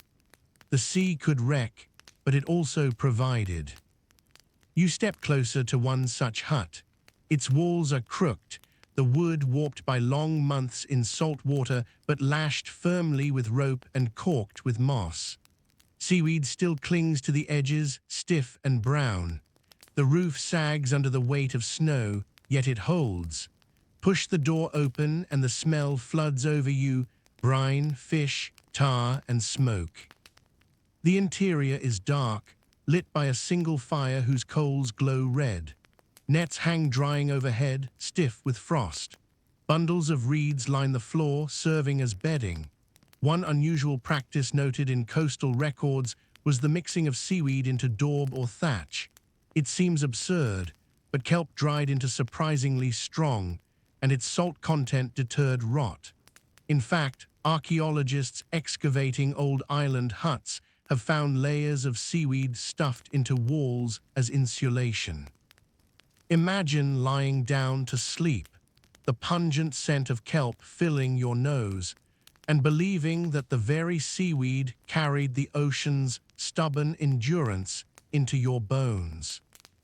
Of course, historians debate how effective such materials truly were. Some argue driftwood was too brittle, seaweed too damp, and huts too porous to stand against severe winters. Others point to centuries of habitation in Shetland, Orkney, and Iceland as proof that these shelters worked, even if imperfectly. Perhaps it was less about perfection and more about persistence. Patch the wall, replace the plank, stuff in more moss, repeat until spring. You sit near the hearth, listening to the sounds inside. The sea roars faintly beyond the walls, blending with the storm's howl. The fire pops as brine-soaked logs burn with a hiss. The room smells of smoked fish, pungent but filling. A family shares the space. A fisherman mends his net, children curl beneath furs, and a woman stirs a pot of broth that smells faintly of herring. The atmosphere is close, humid with salt, but warm. Here, life persists at the very edge of land and sea. A curious anecdote survives from an Icelandic saga. One family supposedly built their winter hut entirely from the ribs of a whale that had washed ashore. The bones arched overhead like a cathedral, hides stretched between them. Whether myth or fact, the image captures the essence of coastal ingenuity. Anything that washed up became shelter: shipwrecked timbers, whale bones, even piles of shells were repurposed into walls. When the storm bore down, these ocean gifts became bulwarks. You run your hand along the warped wood of the wall. It feels slick salt still embedded in the grain. The rope lashings creak faintly as the wind pushes against them. Each sound reminds you that these huts were never permanent. They bent, they swayed, they failed, but they were rebuilt again and again.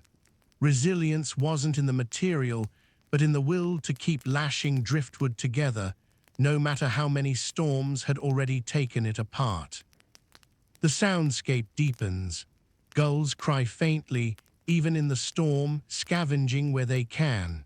The waves thunder against the rocks, muffled by snow but insistent. Inside, the crackle of fire and the murmur of voices create a fragile cocoon. For a moment, you almost feel as if the sea itself has wrapped its arms around the hut, holding it steady through the blizzard. You imagine lying down on the reed mats, the smell of salt filling your lungs.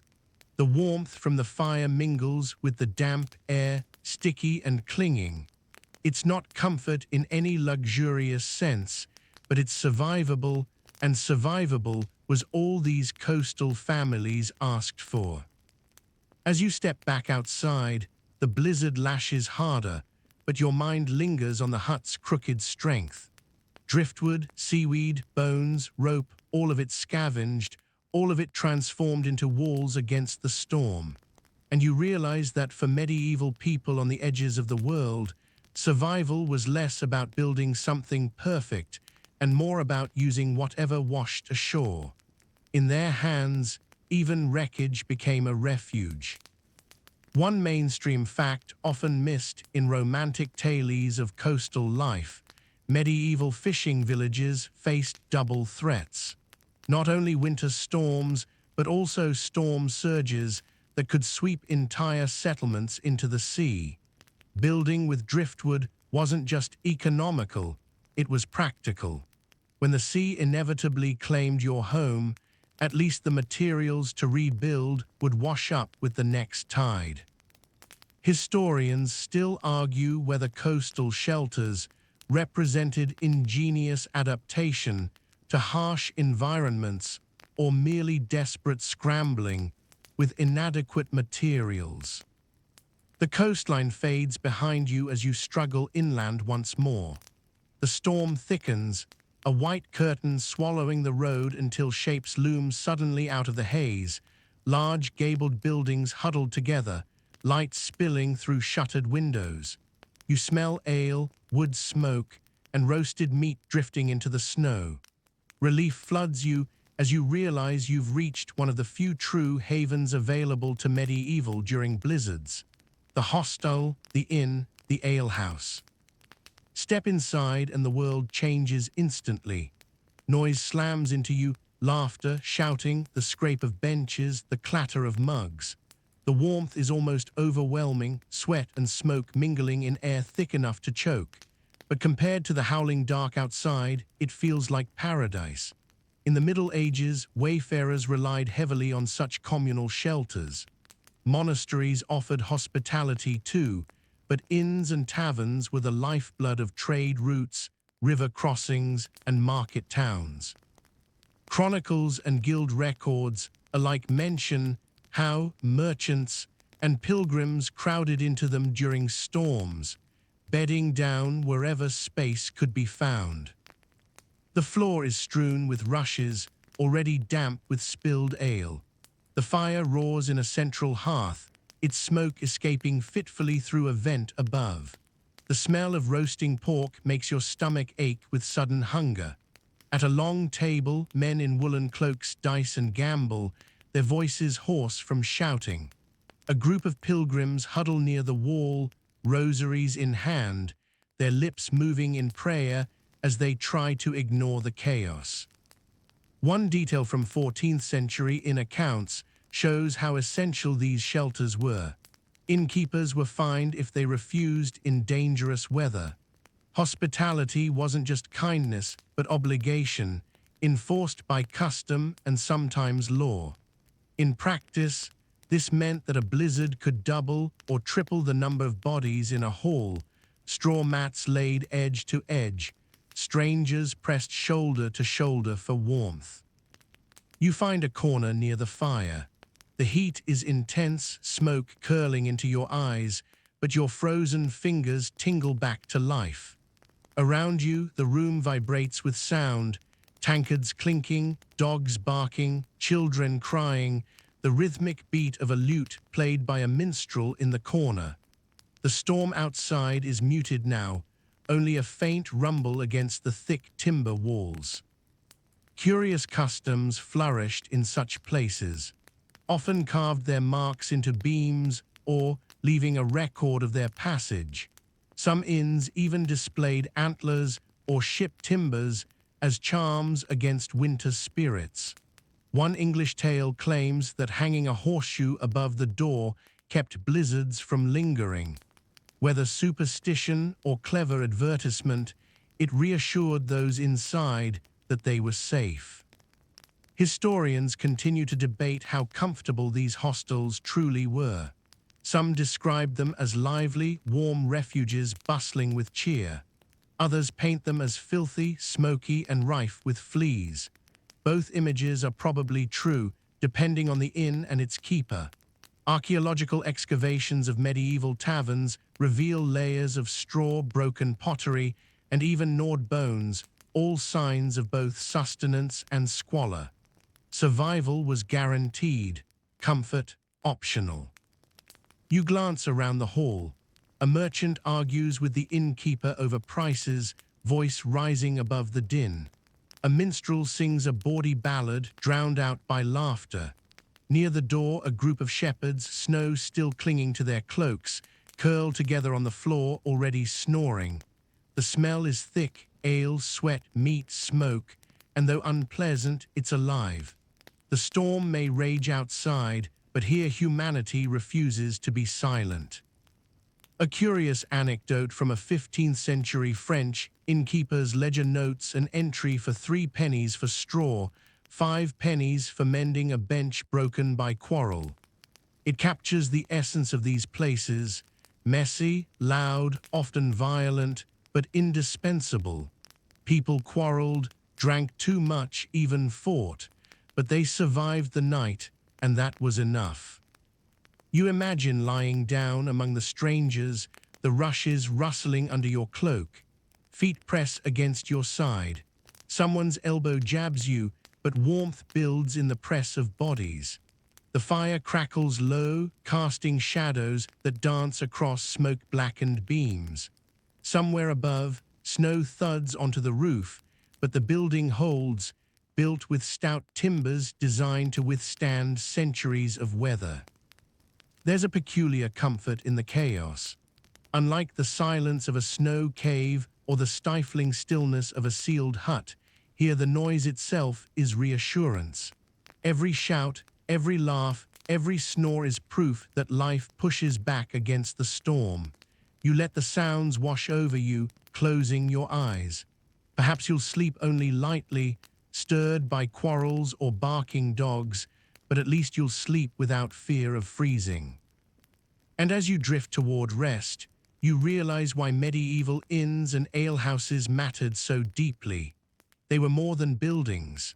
They were the collective hearth of the road, places where strangers became companions, where warmth was borrowed from fire and from one another. In a world ruled by storms, nothing was more powerful than a roof, a fire, and voices refusing to fall silent. One mainstream historical fact rarely mentioned: many medieval inns doubled as unofficial courts, markets, and even surgical. When storms trapped people for days, business continued. Contracts were signed, disputes settled, teeth pulled. The inn wasn't just shelter, it became the entire world compressed into one smoky hall. The noise of the alehouse still lingers in your ears as you trudge back into the storm. Compared to the raucous warmth, the silence feels deafening, the snow swallowing every sound but your breath. Your path takes you uphill, and soon the outline of stone towers pierces the white haze. Massive walls loom above, black against the drifting snow, arrow slits glowing faintly with torchlight. You have reached a castle, one of the few places where shelter during winter storms became almost luxurious compared to the struggle of peasants. Inside the gates, the courtyard is busy despite the weather. Servants scurry with baskets of firewood, their cloaks whipped by the wind. Soldiers stamp their feet by the walls, breath puffing like steam. Horses neigh nervously in stables, their flanks steaming in the cold air. The storm rattles at the battlements, but the walls of stone are so thick that the castle itself seems indifferent. Step into the kitchens, and warmth slams into you like a tide. Fires roar in enormous hearths. Spits creak as boars turn slowly, and the smell of roasting meat and spices fills the cavernous room. In castles, the kitchen was the beating heart during winter. While outer chambers might be freezing, the kitchen never lacked heat. Servants, cooks, and even guards often lingered there, soaking in warmth before braving colder halls. Archaeological remains of great kitchens in places like Durham and reveal hearths large enough to roast entire oxen, their soot-blackened chimneys towering high above. You stand near one such fire, the blaze so fierce it singes your cheeks. Sparks leap upward, dancing into the smoke hole. Copper pots hang from hooks, steam curling in fragrant clouds. The noise is constant, the clang of ladles, the hiss of fat, the chatter of cooks calling orders. This isn't the hush of a peasant hut. It's organized chaos, yet comforting, a sign of abundance. Medieval chroniclers sometimes remarked with awe at castle kitchens in winter. One wrote that men forget the storm, for the fire devours the wind. It was true.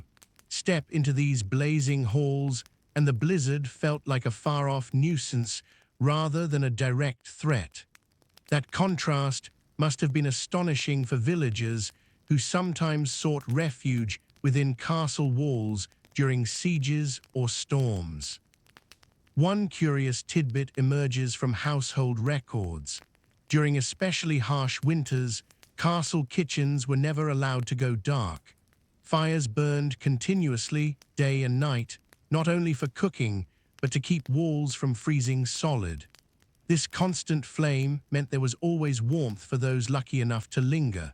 Servants slept on benches, guards napped near the oven, and children curled in corners, lulled by the endless roar of the hearth. Still, scholars debate how warm castles truly were. Some argue that outside the kitchen and great hall, chambers were frigid, their stone walls leaching heat. Archaeological studies of medieval castles show fireplaces only in certain rooms, meaning most people still shivered under layers of wool and furs. Others suggest that tapestries, carpets, and cleverly placed braziers made interiors more comfortable than often assumed. The truth likely varied. Kitchens blazed, halls flickered with warmth, but corridors remained cruelly cold. You wander into the great hall, vast and echoing. At one end, a fire burns in an enormous hearth, logs crackling, their light illuminating banners overhead. Nobles sit at the high table, cloaked in velvet and fur, sipping hot spiced wine. Below them, servants bustle and lucky enough to find entry cluster near the flames. The air is alive with warmth and chatter, in stark contrast to the icy silence outside. It's here that survival feels not only secure but celebratory. Feast replaces famine, song replaces silence. Yet even in this grandeur, the truth remains. The storm rages just beyond the stone. Without these walls, without this fire, even lords would freeze. Castles remind you that privilege in the medieval world often meant insulation from nature, not escape from it. A peculiar account from a 13th century visitor to a Norman keep describes nobles carrying hand braziers, small pans of coals, as they moved from room to room. Imagine that, aristocrats wrapped in furs, holding glowing bowls of fire like lanterns against drafts. It shows that even the mighty bent to winter's power, carrying flames as peasants carried cloaks. The soundscape here is grander than any peasant hut. Harps and lutes echo against stone walls, mingling with the deep crackle of the fire. The smell is richer too, roasted venison, cinnamon, cloves, and wine. For you, half-frozen, the abundance is almost overwhelming. Yet beneath the luxury lies the same truth you've seen in every shelter: fire, walls, closeness. The ingredients differ, but the formula is the same. As you sit near the hearth, warmth seeping into your limbs, you reflect on the contrasts. In barns, peasants burrow into hay. In huts, smoke chokes the air. In castles, servants bustle and nobles feast. Yet all are bound by the same storm, all dependent on the fragile miracle of warmth. You rise at last, stepping back into the snow courtyard. The castle looms behind, its fires blazing, a fortress of stone against the storm. And you realize that in medieval winters, shelter wasn't only survival, it was hierarchy carved into architecture. For peasants, it was straw and smoke. For lords, it was stone and spice. But for both, it was the thin line that kept death outside the door. Historians still argue whether castle warmth was genuine comfort or merely better managed discomfort compared to peasant dwellings. The castle walls fade into the storm as you march down a slope toward the valley floor. The blizzard claws at you again, furious at being ignored, and you stagger forward until the land flattens into marshy ground. Here the snow drifts differently, less like dunes, more like waves pressing against the reeds. Through the haze, you glimpse shapes half buried in frost, earthen mounds, low and rounded, smoke seeping faintly from their tops. You have stumbled upon another form of shelter, one both ancient and enduring, the sod house. These structures, often found in regions short on timber, were crafted by stacking blocks of earth cut from grasslands. The roots held the soil together like bricks, and when layered thickly, they formed walls that resisted both wind and cold. Archaeological excavations in northern Europe reveal foundations of turf-built homes dating back centuries, their remnants still visible in Iceland and the Scottish Isles. In medieval winters, these sod walls weren't only insulation, but identity, binding people to the very land they lived upon. You push through the drift to one mound, brushing snow from its entrance. The door is low, forcing you to crouch. Inside, the world changes at once, dark, close, but steady in its warmth. The thick earthen walls hold the heat of the fire, muffling the storm outside. The smell is earthy, like damp soil mixed with smoke and wool. The ceiling is low, lined with beams, and furs hang against the walls to trap even more warmth. The effect is striking. Outside, the wind shrieks. Inside, you hear only the quiet crackle of a fire and the murmur of voices. Families sit on benches built into the walls, their faces glowing red in the firelight. Children play with carved wooden toys on the packed dirt floor. An old woman spins wool, the spindle softly. The air is thick, smoky, but comfortable. You feel as though the earth itself is holding you, wrapping its arms around your shivering body. A 13th century Icelandic saga describes a hall where the walls themselves were warm as flesh, a poetic exaggeration, but one rooted in truth. Turf houses retained heat far better than stone or wood. Snow piled atop the roofs only added more insulation, turning them into snug burrows. The homes looked humble from the outside, but within they were marvels of efficiency. One quirky practice noted in Norse folklore: Families sometimes sprinkled milk on the sod walls during storms, offering thanks to land spirits for protection. The ritual blurred survival with reverence. Home wasn't just built of earth, it was alive with its spirit. Scholars still puzzle over how literally such customs were followed, but the persistence of the stories hints at deep cultural meaning. Debate continues among historians about how common turf houses were outside of Iceland and the Isles. Some argue they were rare in mainland Europe, used only in treeless zones. Others suggest they were more widespread, simply leaving fewer remains because Earth returned to Earth. What can't be denied is their effectiveness. Anyone who has stepped into one during a storm knows the difference between stone's chill and sod's embrace. You sit by the fire, feeling warmth seep slowly into your bones. The sod walls muffle the storm so completely that you almost forget the blizzard exists. Outside, the wind howls, but here you are cocooned in silence. The sensation is strange, almost womb-like, as if reborn in earth. Your eyelids grow heavy, lulled by the crackle of the fire and the earthy scent of turf. A peculiar anecdote from an Icelandic law code mentions fines for damaging turf on another's land, even if only to patch one's house. Turf was valuable, protected like timber elsewhere.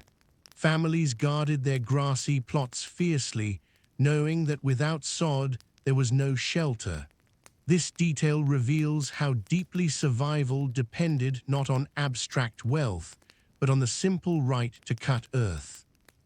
You open your eyes and look around again. Shadows flicker across the walls, highlighting ridges of packed grass and soil. The air tastes of smoke and dampness, but it's tolerable. Children drowse on their parents' laps, their faces peaceful. The storm is reduced to a faint whisper, as though the world outside has been buried. The sod house isn't grand, not even pretty, but it's profoundly secure. The walls don't shake, the hides don't rattle, the snow can't bury what's already of the ground. You realize why so many medieval communities clung to this design despite its simplicity.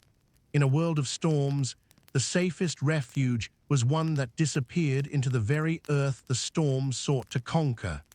And as you step back outside into the biting air, you glance over your shoulder. The mounds are nearly invisible beneath the snow, their chimneys smoking faintly. They look less like houses than like part of the land itself.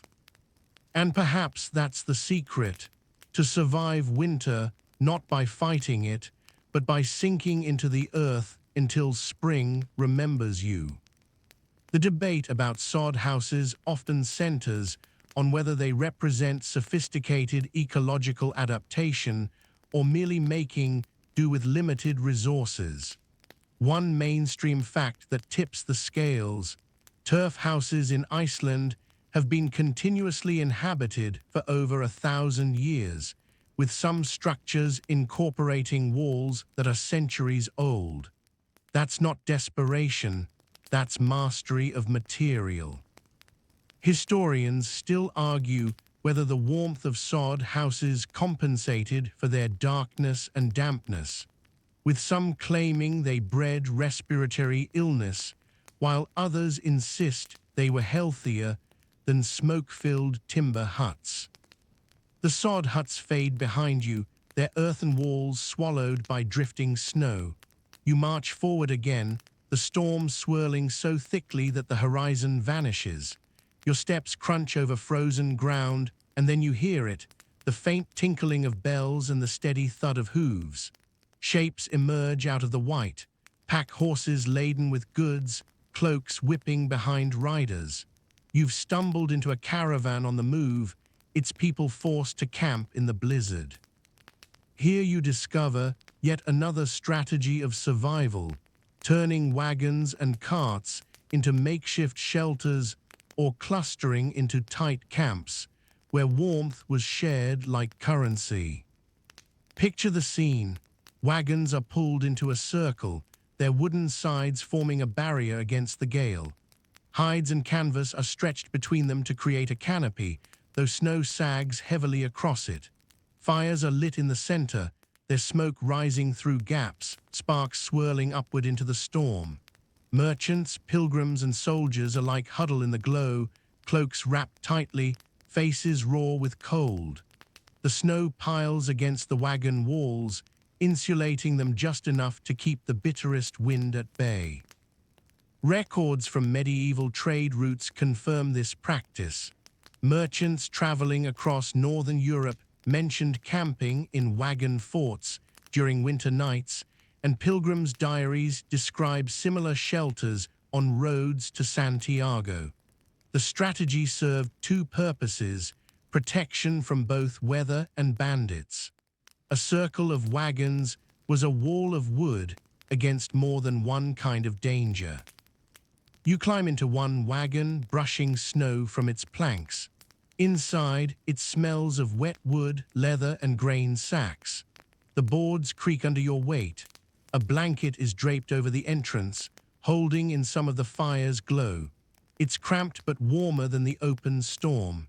You imagine families curled inside, children pressed between bales of cloth or sacks of wheat, parents whispering reassurances as the blizzard shrieks outside. A peculiar note in a pilgrim's journal tells of spreading fresh-cut pine boughs across the snow within their wagon circle, creating a springy carpet that insulated against the frozen earth. The air would fill with the sharp, resinous scent of pine, a rare comfort in an otherwise grim night. To this day, the memory lingers in descriptions, the sound of needles crackling underfoot, the fragrance mingling with smoke and sweat. Scholars debate whether wagon camps were common for peasants or mainly a habit of long-distance traders. Some suggest only those wealthy enough to own carts could afford such protection. Others point out that even small groups of villagers might borrow or rent wagons when traveling, imitating the practice out of necessity. Whatever the case, it's clear that clustering together, whether with wood, hides, or simple closeness, was key. You sit near the central fire, feeling its heat battle the storm. Sparks drift upward, snowflakes hissing as they melt. Around you, voices rise and fall. A merchant grumbles about lost profits. A pilgrim sings softly to pass the time. A soldier sharpens his knife out of habit. Dogs bark at the edges of the circle, restless but vital. Their presence means warmth, watchfulness, and warning. One odd superstition survives in lore. Some believed tying red cloth to a wagon wheel would confuse the storm and keep snow from piling too high. Whether charm or coincidence, red scraps are indeed mentioned in records of caravan camps. Perhaps it was simply a way to mark wagons in the endless white. The air inside the circle grows heavy with human presence. Breath steams, mingling into a cloud. Cloaks stink of damp wool, boots of wet leather, and the fire adds its own layer of acrid smoke. It's far from pleasant, but the warmth is undeniable. In a storm where solitude meant death, togetherness became the only salvation. You imagine lying down beside the fire, body pressed against strangers. A horse snorts nearby, its flank radiating heat. A child whimpers, soothed by the lull of voices. Snow piles higher against the wagons, muffling the outside world until the camp feels half-buried. Yet within, life pulses, rough, smelly, noisy, but alive. A quirky anecdote from a Flemish merchant tells of waking in such a camp to find the snow had sealed every gap so tightly that the wagon circle resembled a fortress. He wrote, "The storm built our walls better than we did."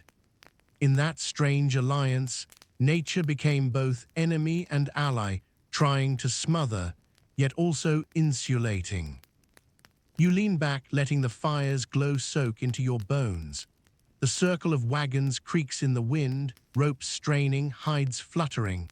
The storm roars, but here, shielded by wood and closeness, you sense the stubborn rhythm of survival. It strikes you that this camp is a mirror of medieval life itself, imperfect, improvised, fragile, yet held together by cooperation. No one survives alone. The wagons, the fire, the voices, they weave a net strong enough to catch one more dawn. One mainstream historical fact rarely mentioned: wagon circles weren't just defensive formations, but also served as temporary marketplaces. When storms trapped caravans for days, merchants would trade goods within the circle, turning crisis into opportunity. Business continued even when nature tried to stop it. Historians still debate whether wagon camps represented sophisticated mobile architecture or desperate improvisation by people with no better options. The wagon camp fades into the swirling dark as you press forward again. Your boots crunch over ice-crusted snow, and your breath comes harsh, each exhale vanishing instantly into the gale. After hours of trudging, you catch sight of shapes that seem at first like small hills. As you draw closer, you realize they are deliberate structures, stone cairns and half-buried shelters carved directly into rock. These are the cliffside refuges, places where medieval shepherds, and cut into mountainsides or stacked stones against natural overhangs to build crude but enduring havens. You approach one, its entrance a low arch half hidden under snow. The rocks are rough, black against the whiteness, fitted together without mortar. The gaps are stuffed with moss and frozen clay, insulation against the storm. A faint orange glow leaks from within. You stoop and step inside, the sound of the storm muffling behind you. The air is smoky, heavy, but blessedly warmer. The fire burns in a shallow pit, its flames reflecting off the damp stone walls. Water drips slowly from the ceiling where snowmelt seeps through, hissing as it strikes the coals. Families huddle on mats of reeds and hides, pressed against the back wall to avoid the draft at the entrance. Their faces glow red in the firelight, eyes half closed with exhaustion. Evidence of such shelters remains in many parts of Europe.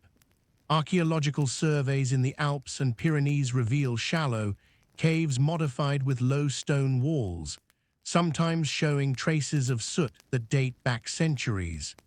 Chronicles also mention snow huts built against cliff faces where herders trapped in storms would pile stones, branches, and hides to create crude but life-saving dwellings.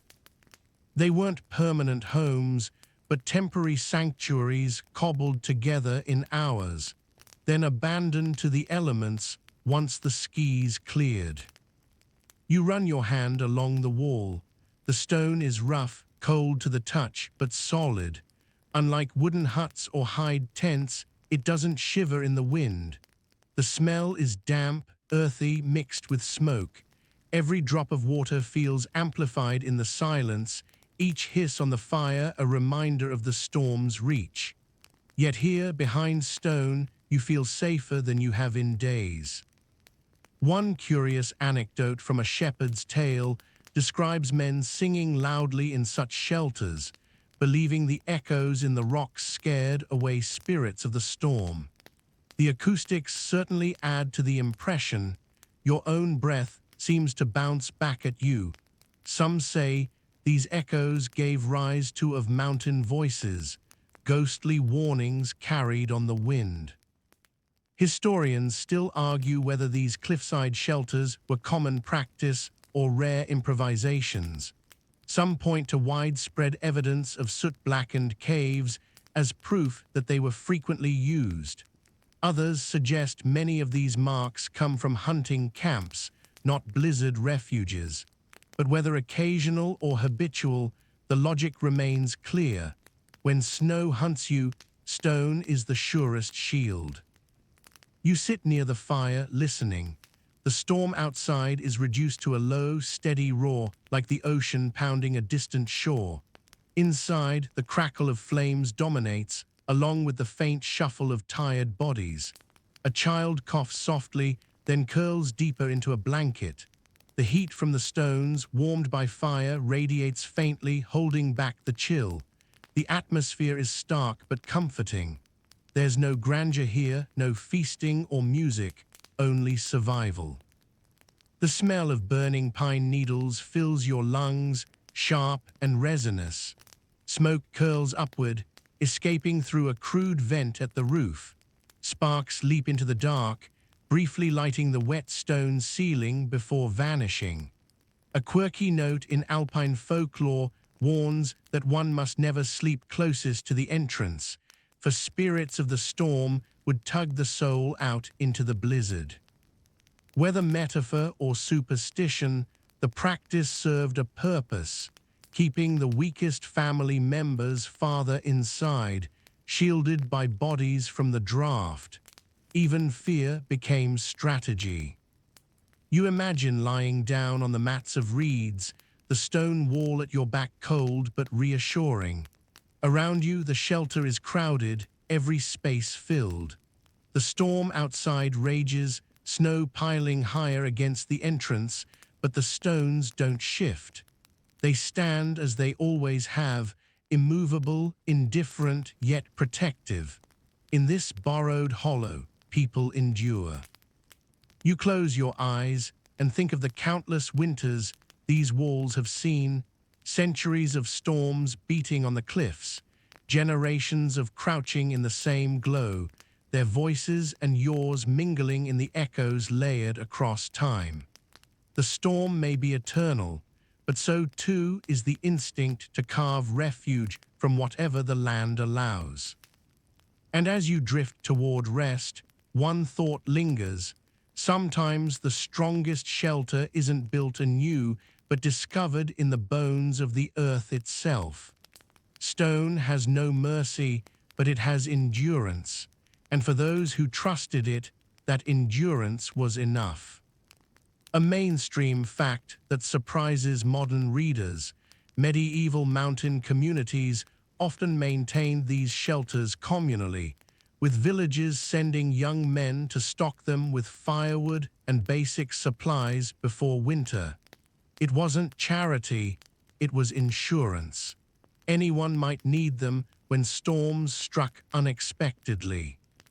Historians still debate whether stone refuges saved more lives than they claimed, given the risks of carbon monoxide poisoning from fires in poorly ventilated caves. You leave the cliffside hollow behind, the smell of wet stone still clinging to your cloak. The storm drives you down into a wide plain where the snow sweeps endlessly across frozen ground. The horizon vanishes into white, and for a moment it feels as though you're walking on the bottom of the sky. Then you notice shapes rising out of the snow, not huts, not houses, but long, low mounds arranged in careful rows. As you get closer, you realize they are turf longhouses, the kind used in settlements across Iceland, Greenland, and parts of Scandinavia. These weren't temporary shelters. They were entire communities designed to withstand months of deadly blizzards. Step through the narrow entrance tunnel, and the first thing you feel is a dramatic change in air. The passage is low, forcing you to crawl or stoop. Its purpose is clever. Cold wind gets trapped in the tunnel, leaving the main hall warmer. Push through the heavy hide flap, and suddenly you're inside a world of flickering firelight and earthy warmth. The walls are thick blocks of turf and stone cut from the surrounding landscape, stacked until they're several feet deep. Above, the roof is timber-framed, then layered with more turf, creating insulation so dense that snow piled on top only makes it warmer. Inside, the hall is long and dim. A fire burns in the central hearth, smoke curling slowly upward to vents in the roof. Benches line the walls, piled with furs and straw. Families sit shoulder to shoulder, their faces ruddy in the firelight. The smell is heavy, peat smoke, sweat, wool, and cooking broth. It clings to every surface, making your eyes water. Yet the air feels thick with life compared to the howling emptiness outside. Written descriptions from Norse sagas paint vivid images of such halls. Warriors drank mead by the hearth while snow buried the land. Farmers and fishermen sang songs to pass the long winter nights. These weren't just shelters. They were social engines holding entire households, sometimes dozens of people under one roof. A visitor described them as ships turned upside down, their timber frames reminiscent of a vessel carrying people across a sea of snow. One quirky detail from archaeology: some longhouses had small side rooms used to keep animals, their body heat helping warm the main hall. Imagine goats bleating softly in the shadows, cows shifting on straw, their breath mingling with the smoke of the hearth. The combination of animal warmth, fire, and human bodies created a microclimate that could hold steady even as blizzards roared outside.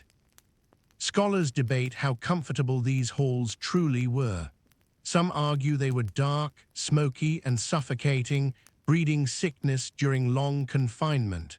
Others insist they were ingeniously adapted, in their own way, with social bonds strengthened by the enforced closeness. The truth perhaps lies in both. Life here wasn't easy, but it was survivable, and survival was the only standard that mattered.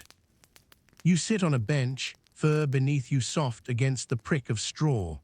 The fire crackles, casting orange light that dances across soot-dark rafters.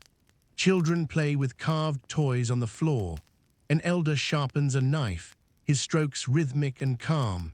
A woman stirs a pot that smells faintly of fish and onions, steam rising in thick clouds.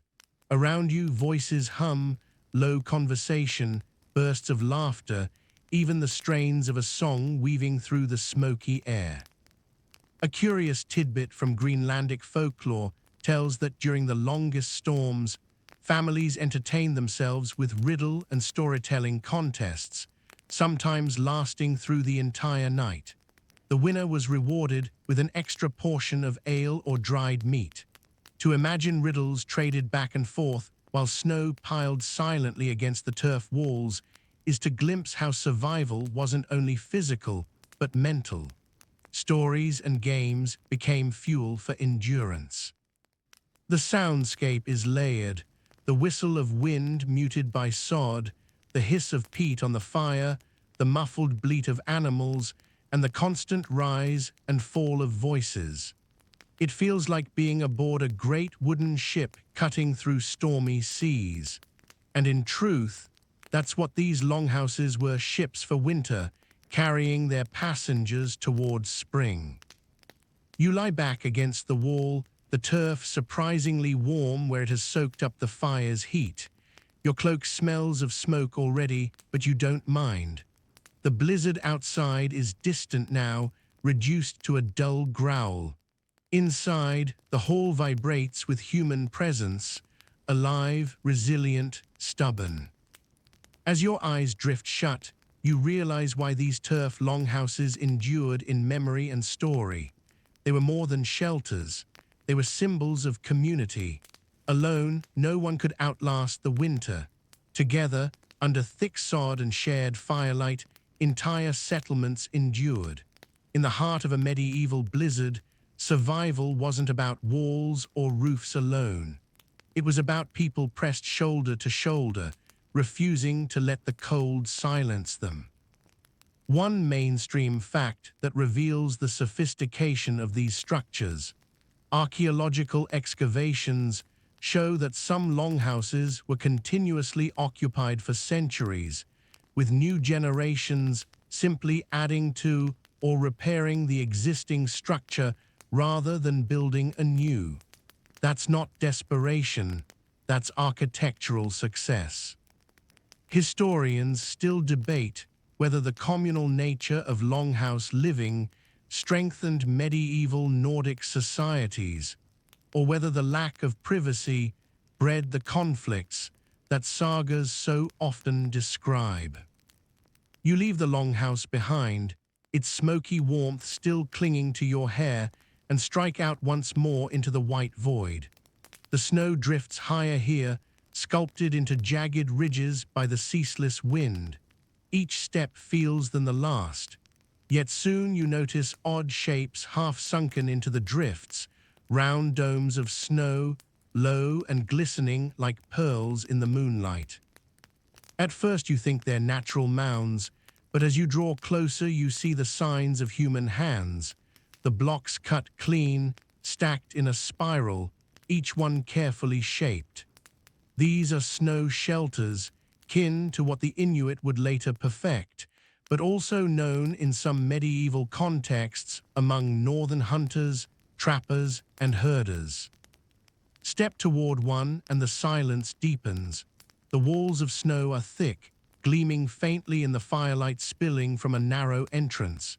You stoop to crawl inside and the world shifts again. Outside, the storm rages. Inside, a soft hush wraps around you.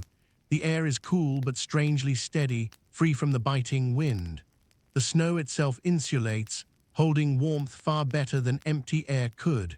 Your breath fogs the interior, droplets glittering like frost on the curved ceiling. Accounts from Norse sagas and later Arctic travelogues hint at such shelters. Hunters caught in sudden storms sometimes dug directly into drifts, hollowing out caves to survive the night. Others cut blocks with axes, stacking them into domes sealed with fresh snow. While not permanent dwellings for medieval peasants, these snow huts were emergency refuges improvised with skill and speed. You sit on a bed of spruce branches laid across the floor, the resinous smell sharp against the damp chill. Over you, the ceiling curves in perfect arcs, blocks fitted so neatly they seem fused. A tiny lamp burns in the center, its wick floating in animal fat. The flame glows golden, casting faint shadows across the crystalline walls. Light refracts strangely, as though the whole dome were a lantern. One curious observation from a missionary who traveled in northern Scandinavia. He marveled that inside such huts he could sit bare-handed for hours, though outside his skin froze in minutes. He even noted that snow walls absorbed sound, making conversations feel intimate and secret. To sit here now, listening to your own heartbeat amplified in the hush, you understand his astonishment. Scholars still debate how common these structures were in medieval Europe. Some argue they were rare, limited to Sami hunters and Arctic explorers. Others suggest that snow caves and block shelters were a widespread fallback used whenever storms caught people far from permanent homes. With few physical remains, the argument rests on scattered written notes and oral traditions. What's certain is that the principle works. You can feel it now, the calm, the absence of wind, the strange comfort carved from snow itself. The soundscape inside is delicate. The storm outside is reduced to a muted growl. Meltwater drips softly from the ceiling, hissing on the fat lamp. Breath echoes faintly as though the dome itself is breathing with you. Children giggle softly, amused at the way their voices bounce off the curved walls. Parents hush them, but even the hushing feels warm, a reminder that laughter is still possible in the midst of blizzards. A quirky tidbit from folklore claims that sleeping in snow shelters gave people prophetic dreams, as though the white walls carried whispers from the storm. Hunters supposedly awoke with visions of game trails or safe paths. Whether truth or fancy, the idea shows how much reverence people held for the very element they feared. Snow wasn't only a killer, but a guardian, if shaped with respect. You lie down now, cloak pulled tight, body pressed against the spruce bedding. The smell of smoke and resin clings to your nose. The lamp flickers golden against icy blue walls, and for a moment, the space feels like resting inside a jewel. Outside, snow hammers relentlessly, but the hut doesn't tremble. It's paradoxical. What kills you in the open saves you when shaped into walls. The atmosphere makes you reflective. Unlike smoky huts or crowded barns, snow shelters are clean in their silence, their stillness almost sacred. You imagine hunters whispering tales here, their voices hushed by the weight of white above. Perhaps they spoke of gods or spirits, or simply of tomorrow's tasks. Whatever the words, the shelter held them safe long enough to speak. As your eyes close, you understand why these domes of snow persisted in memory and story. They prove that survival often comes from turning danger into, from making an enemy into an ally. The storm provides both the threat and the solution. Snow that blinds and freezes also forms the walls that keep you alive. And so you rest, wrapped in this crystalline cocoon, knowing that medieval survivors learned the same lesson you have tonight. Sometimes the element becomes your greatest protection. Now, as the storm at last softens in your imagination, let the rhythm of these stories slow. Picture the snow easing its assault, flakes drifting more gently like feathers settling on the earth. The wind no longer claws but sighs, weaving softly through branches. Fires burn low, their embers glowing steady, no longer struggling, simply breathing.